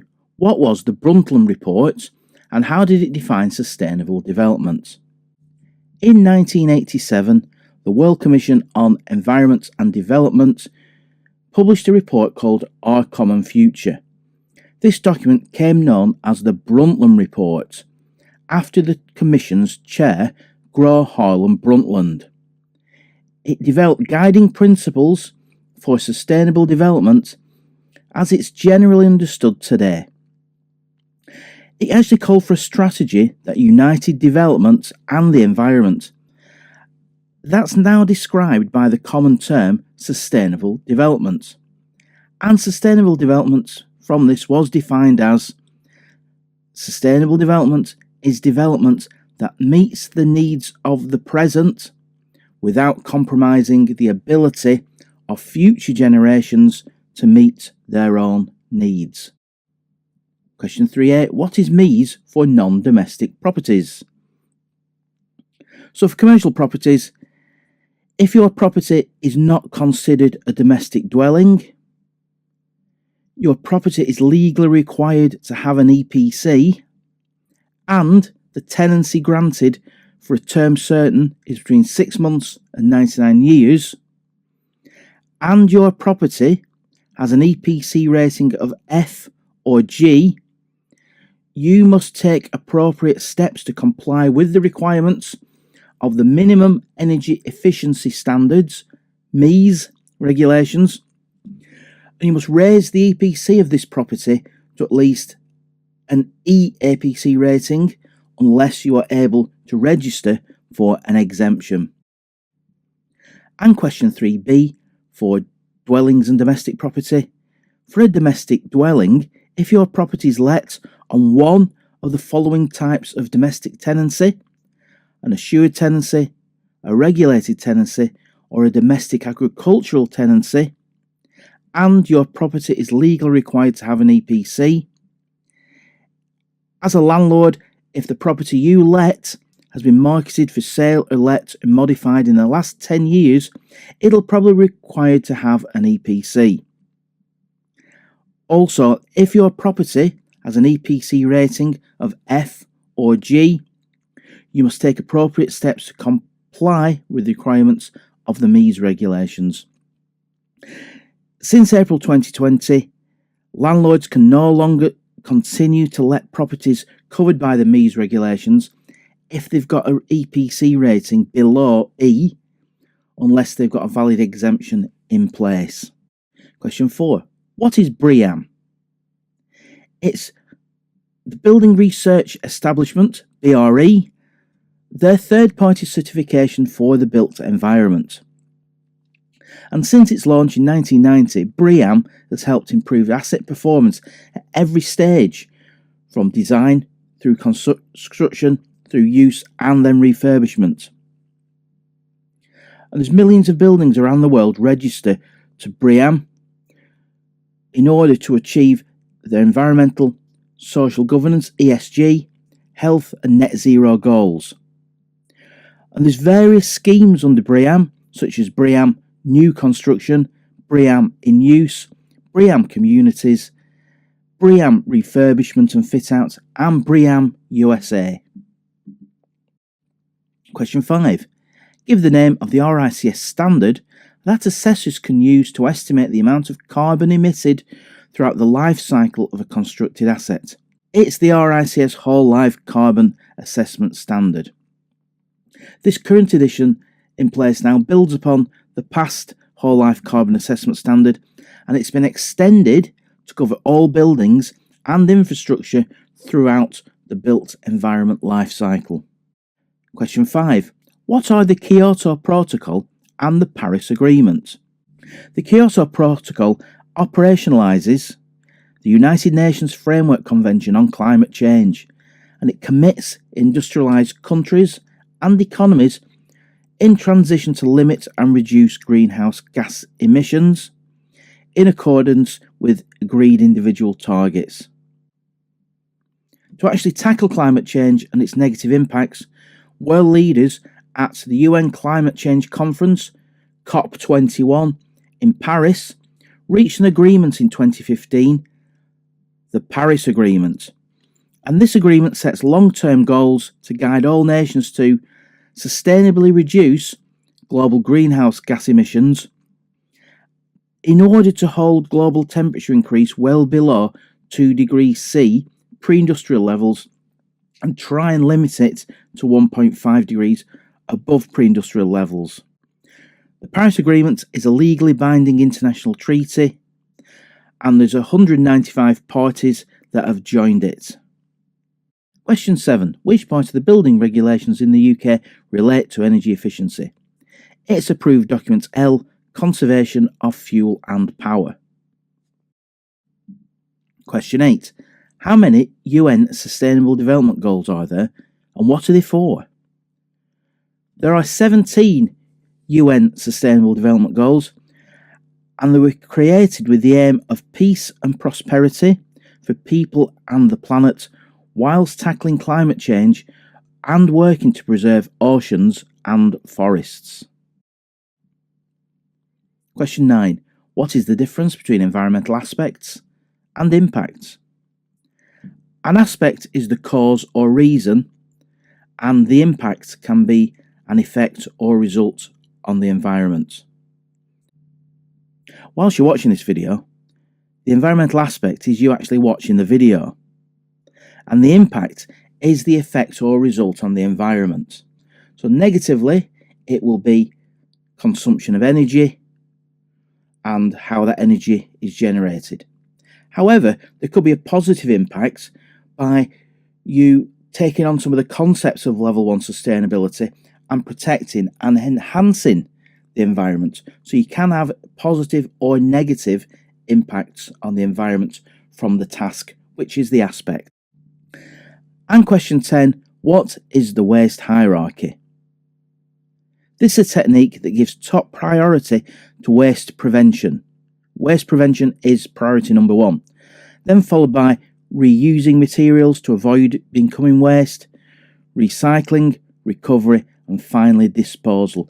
Disposal of waste is the lowest option on the hierarchy. We hope you found the quiz for the sustainability competency useful. Our next quiz will be about ethics, rules of conduct and professionalism to levels 1, 2 and 3.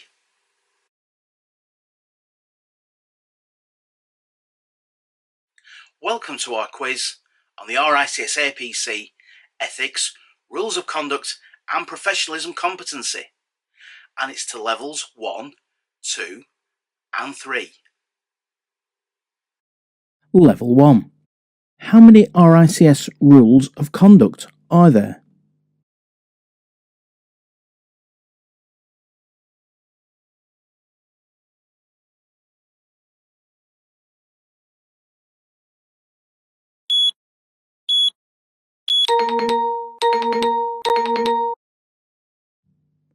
Question 2. Who does the RICS rules of conduct apply to?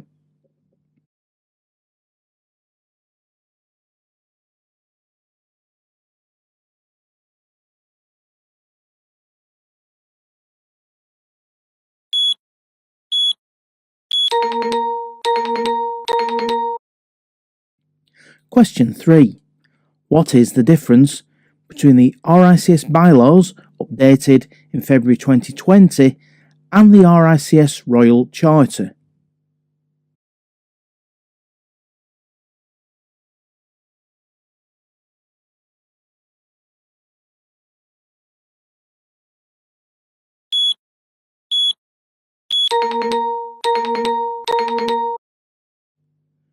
What is the difference between RICS regulated areas A and B?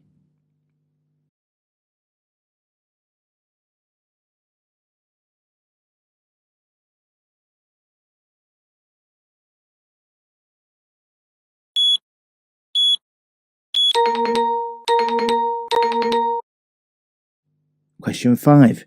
In regulated area A, when would a firm be required to register for registration by RICS?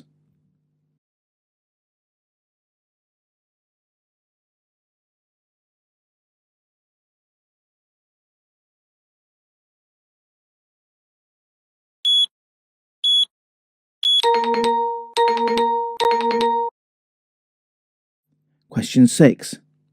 In the context of RICS regulation of firms, what is a regulated practice division?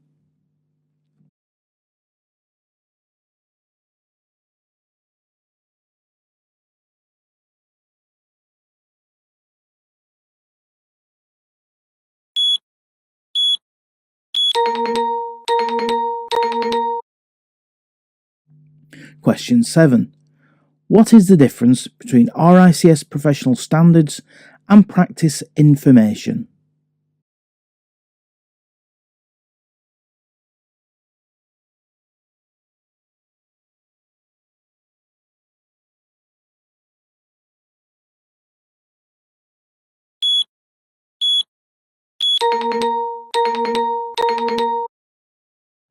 Question 8.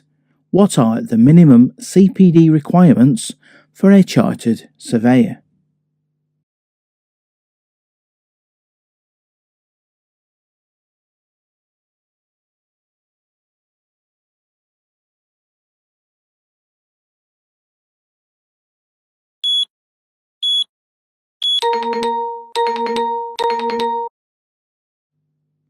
Question 9.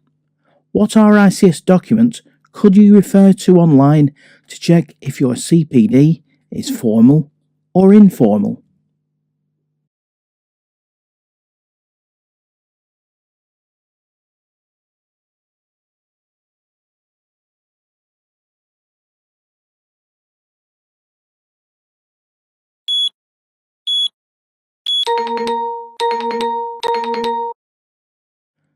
Question 10. What is RICS matrix?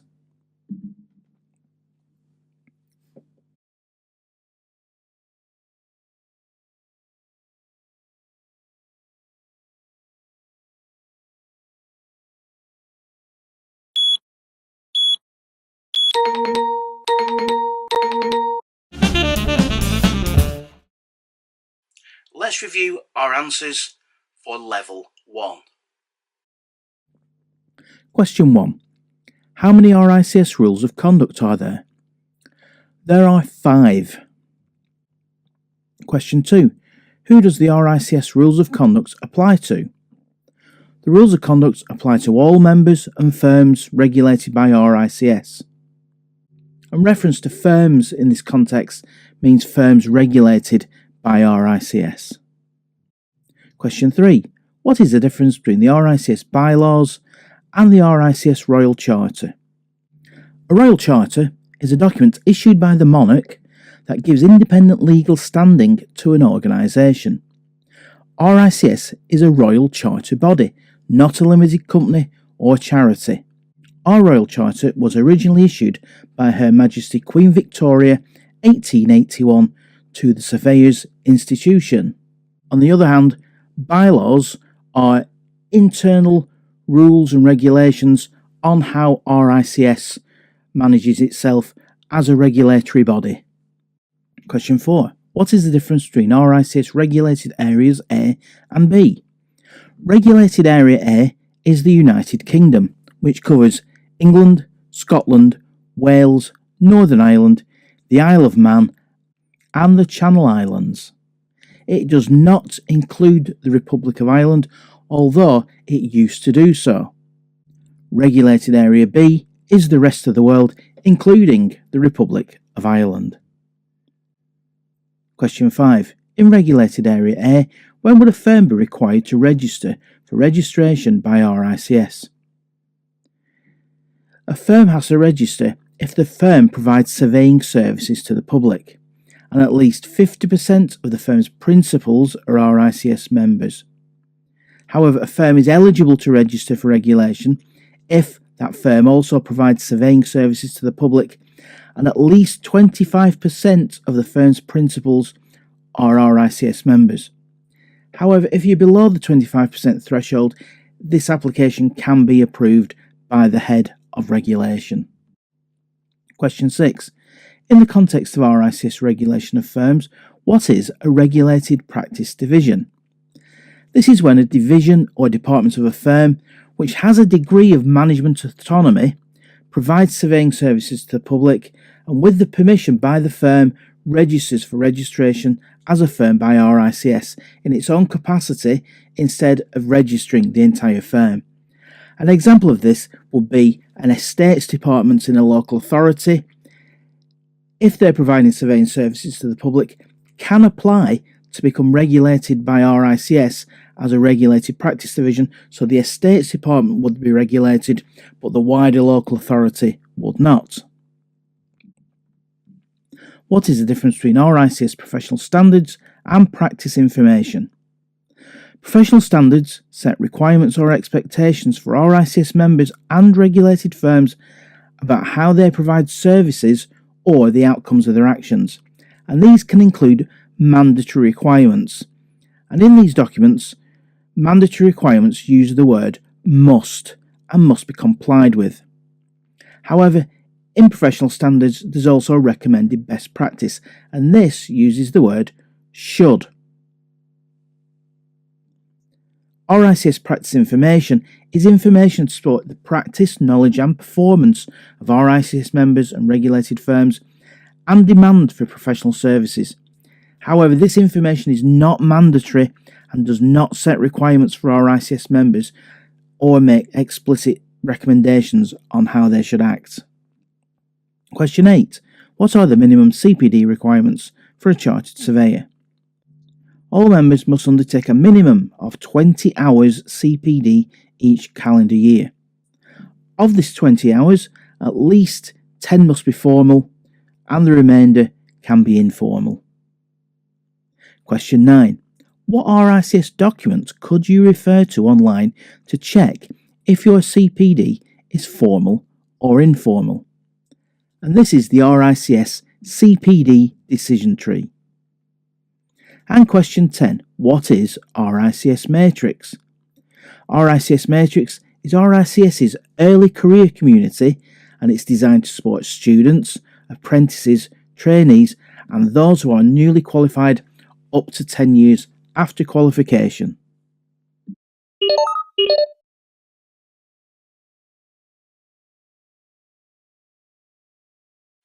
Welcome to our quiz on the RICS APC Ethics, Rules of Conduct and Professionalism Competency, and it's to levels 1, 2 and 3. Level 2. Question 1. What is a party conflict for an RICS member?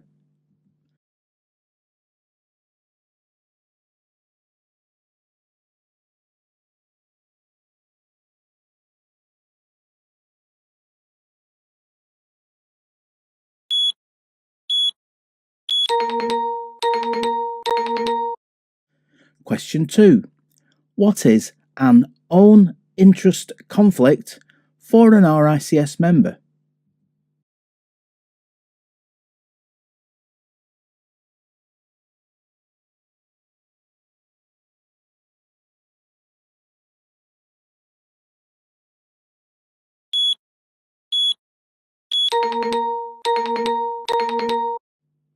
Question 3.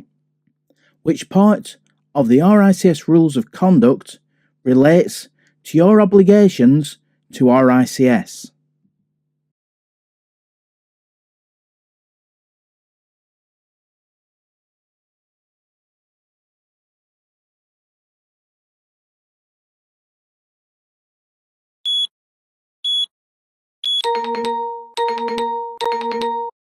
Question 4. What is a bribe, and where can you find RICS guidance and your mandatory responsibilities on this as an RICS member?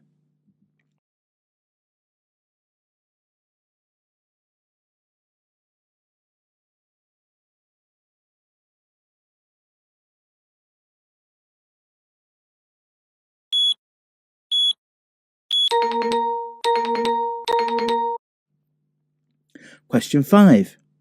What is a beneficial ownership or owner?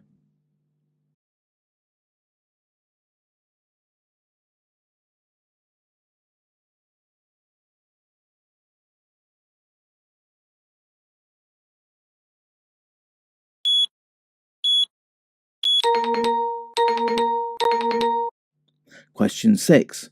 Which of the RICS Rules of Conduct deals with being transparent about fees?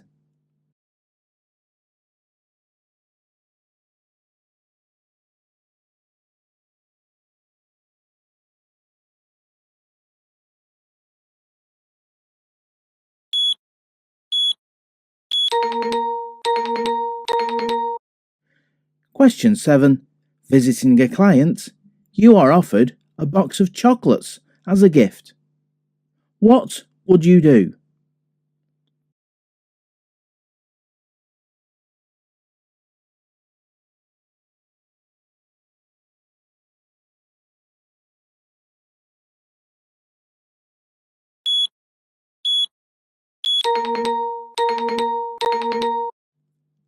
Question 8.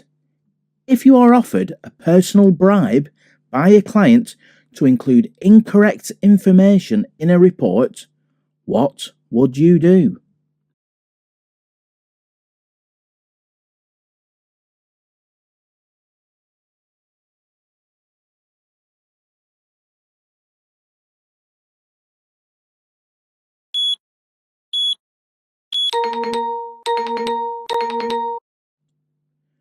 Question 9. How often are RICS members required to undertake learning related to the RICS Global Professional and Ethical Standards?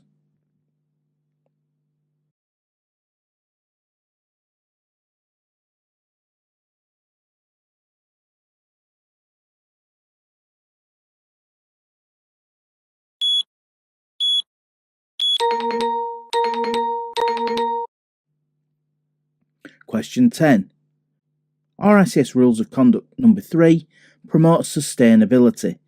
Give an example how your work supports sustainability.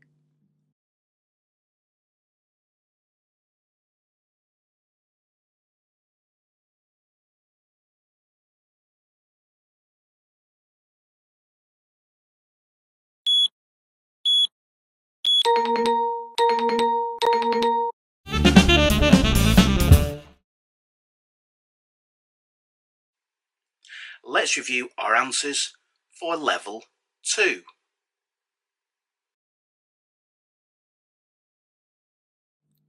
Question 1. What is a party conflict for an RICS member? This is where the duty of an RICS member, either working independently or within a non-regulated firm or within an RICS regulated firm, acts in the interests of a client or other party in a professional assignment, and this assignment conflicts with a duty owed to another client or another party in relation to the same or related professional assignment. Question 2. What is an own interest conflict for an RICS member? This is where an RICS member, and again, either working independently or within a non-RICS regulated firm, or within an RICS regulated firm acts in the interest of a client in a professional assignment that conflicts of the interests of that same member working on that assignment. Question 3. Which parts of the RICS Rules of Conduct relates to your obligations to RICS? That is Appendix A of the Rules of Conduct. Question 4. What is a bribe and where can you find RICS guidance and your mandatory responsibilities on this as an RICS member?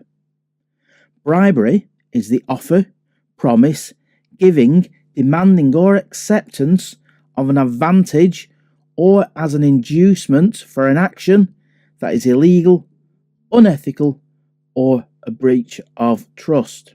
You can find both guidance and your mandatory RICS responsibilities in the document RICS Professional Standard on Countering Bribery, Corruption, Money Laundering and Terrorist Financing, First Edition. Question 5. What is a beneficial ownership or owner? This is anyone who benefits from the ownership or a security of a property who may or may not be on record as the owner. This also incorporates those who exercise ultimate effective control over a legal person or arrangement.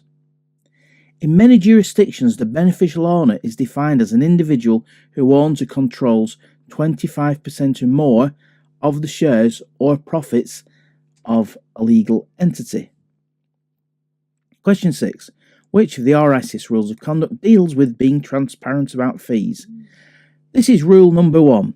Members and firms must be honest, act with integrity, and comply with their professional obligations, including obligations to RICS. Question 7. Visiting a client, you are offered a box of chocolates as a gift. What would you do? You would follow the terms of your employer's gift handling procedure. Therefore, you must have adequate knowledge of the arrangements in place to prevent bribery and corruption in your workplace. If there's no gift handling procedure in place, declare the gift to your employer as a minimum if you receive it.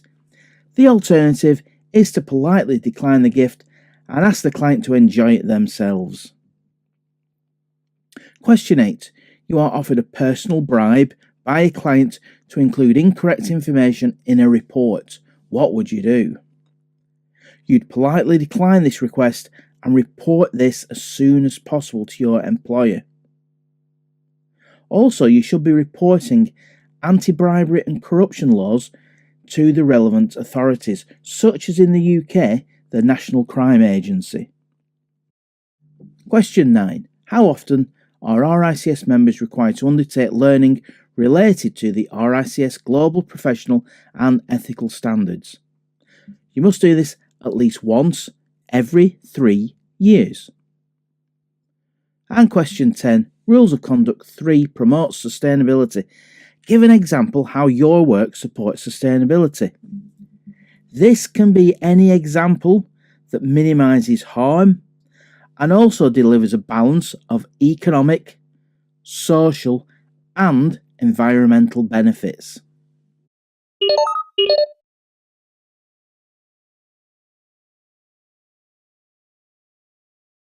Welcome to our quiz on the RICS APC Ethics, Rules of Conduct and Professionalism Competency, and it's to levels 1, 2 and 3.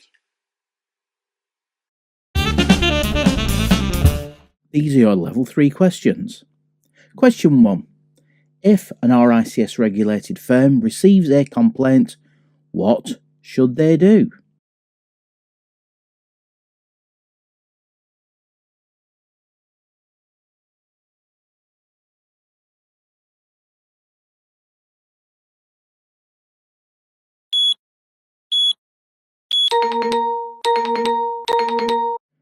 Question 2. Where does an RICS regulated firm keep client money?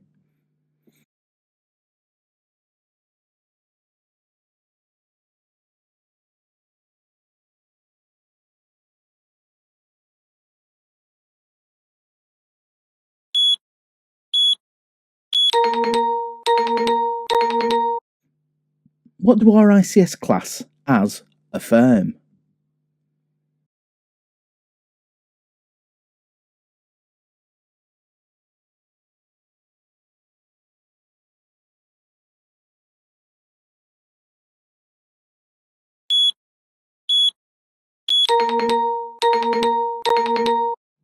Question 4.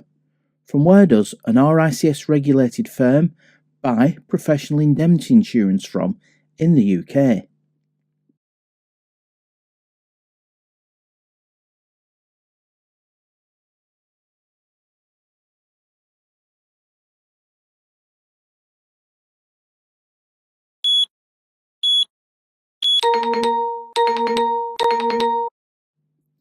Question 5. You are a chartered surveyor setting up a surveying business with your colleague who is not a chartered surveyor. Do you have to register the firm for regulation by RICS?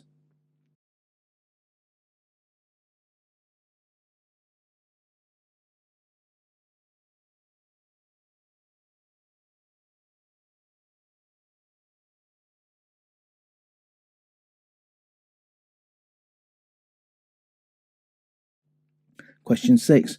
Where can you find the definition for providing surveying services to the public?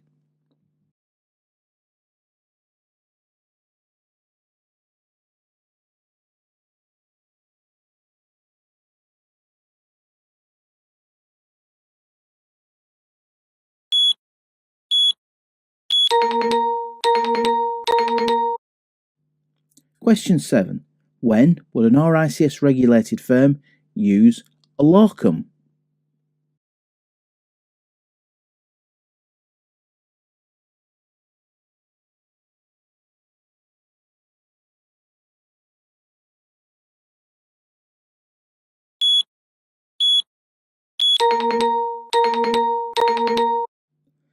Question 8. If you set up in practice on your own and predict in the first year your turnover will be £80,000, what level of professional indemnity insurance do you need?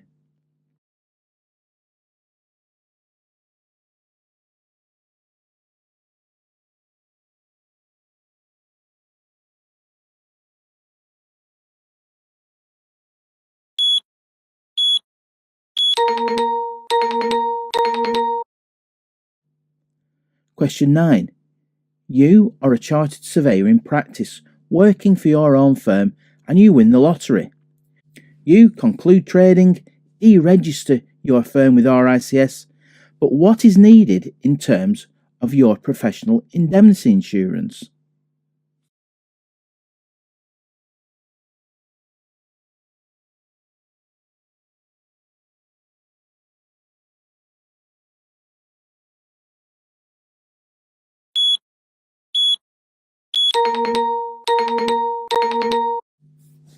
And question 10. What are the minimum policy requirements for run-off cover?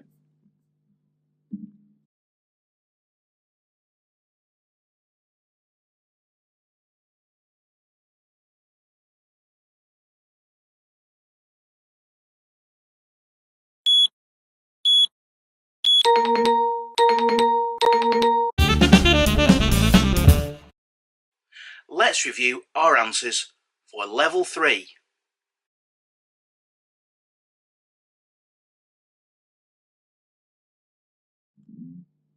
Question 1. If an RICS regulated firm receives a complaint, what should they do? They should follow the process within their complaints handling procedure. Question 2. Where does an RICS regulated firm keep client money? If you handle client money, all client money must be held in a client money bank account over which the firm has exclusive control over at a bank or building society. You must ensure that the client money account or accounts contains the word client. Question 3. What do RICS class as a firm?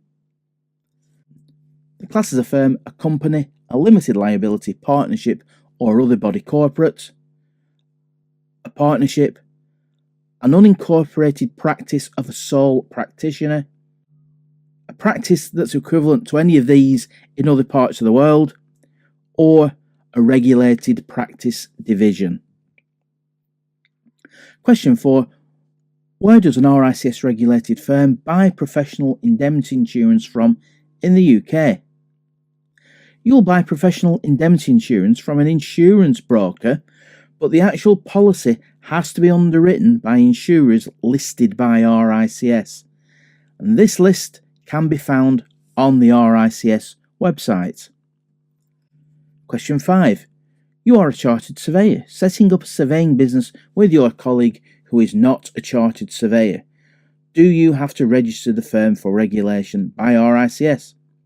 The answer is yes, as a firm is required to register for regulation by RICS if the firm provides surveying services to the public, which it does, the firm is in regulated area A, which it is, and at least 50% of the firm's principals are RICS members. In this case, 50% of the firm's principals are chartered surveyors.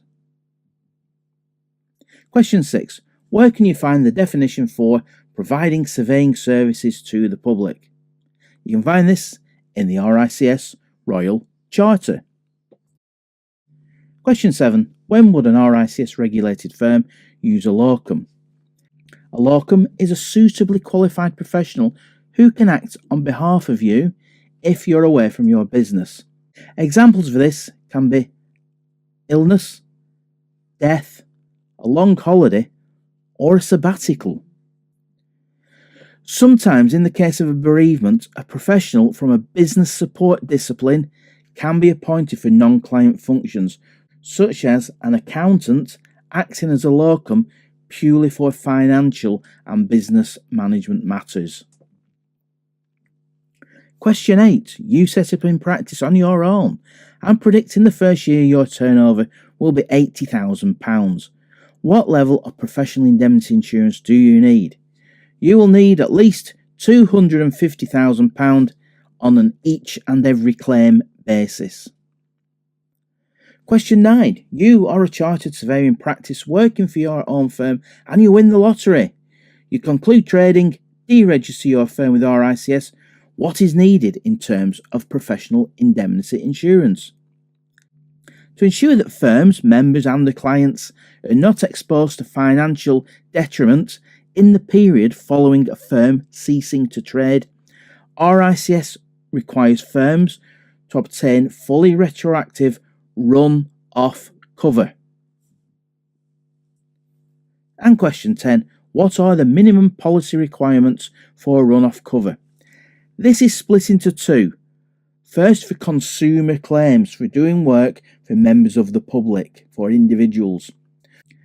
For a consumer, which is any person acting for purposes outside of their trade, business or profession, for these claims the requirement is a limit of £1 million in all for a period of 6 years from the expiry date of the policy in force at the time the company closed. An RICS minimum policy wording will automatically provide this coverage.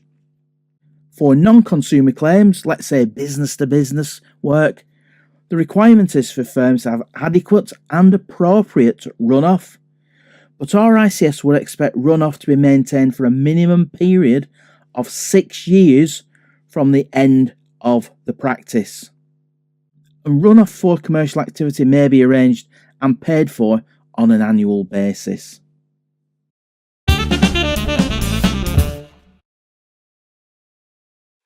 Thank you for taking part in our quiz on ethics, rules of conduct and professionalism.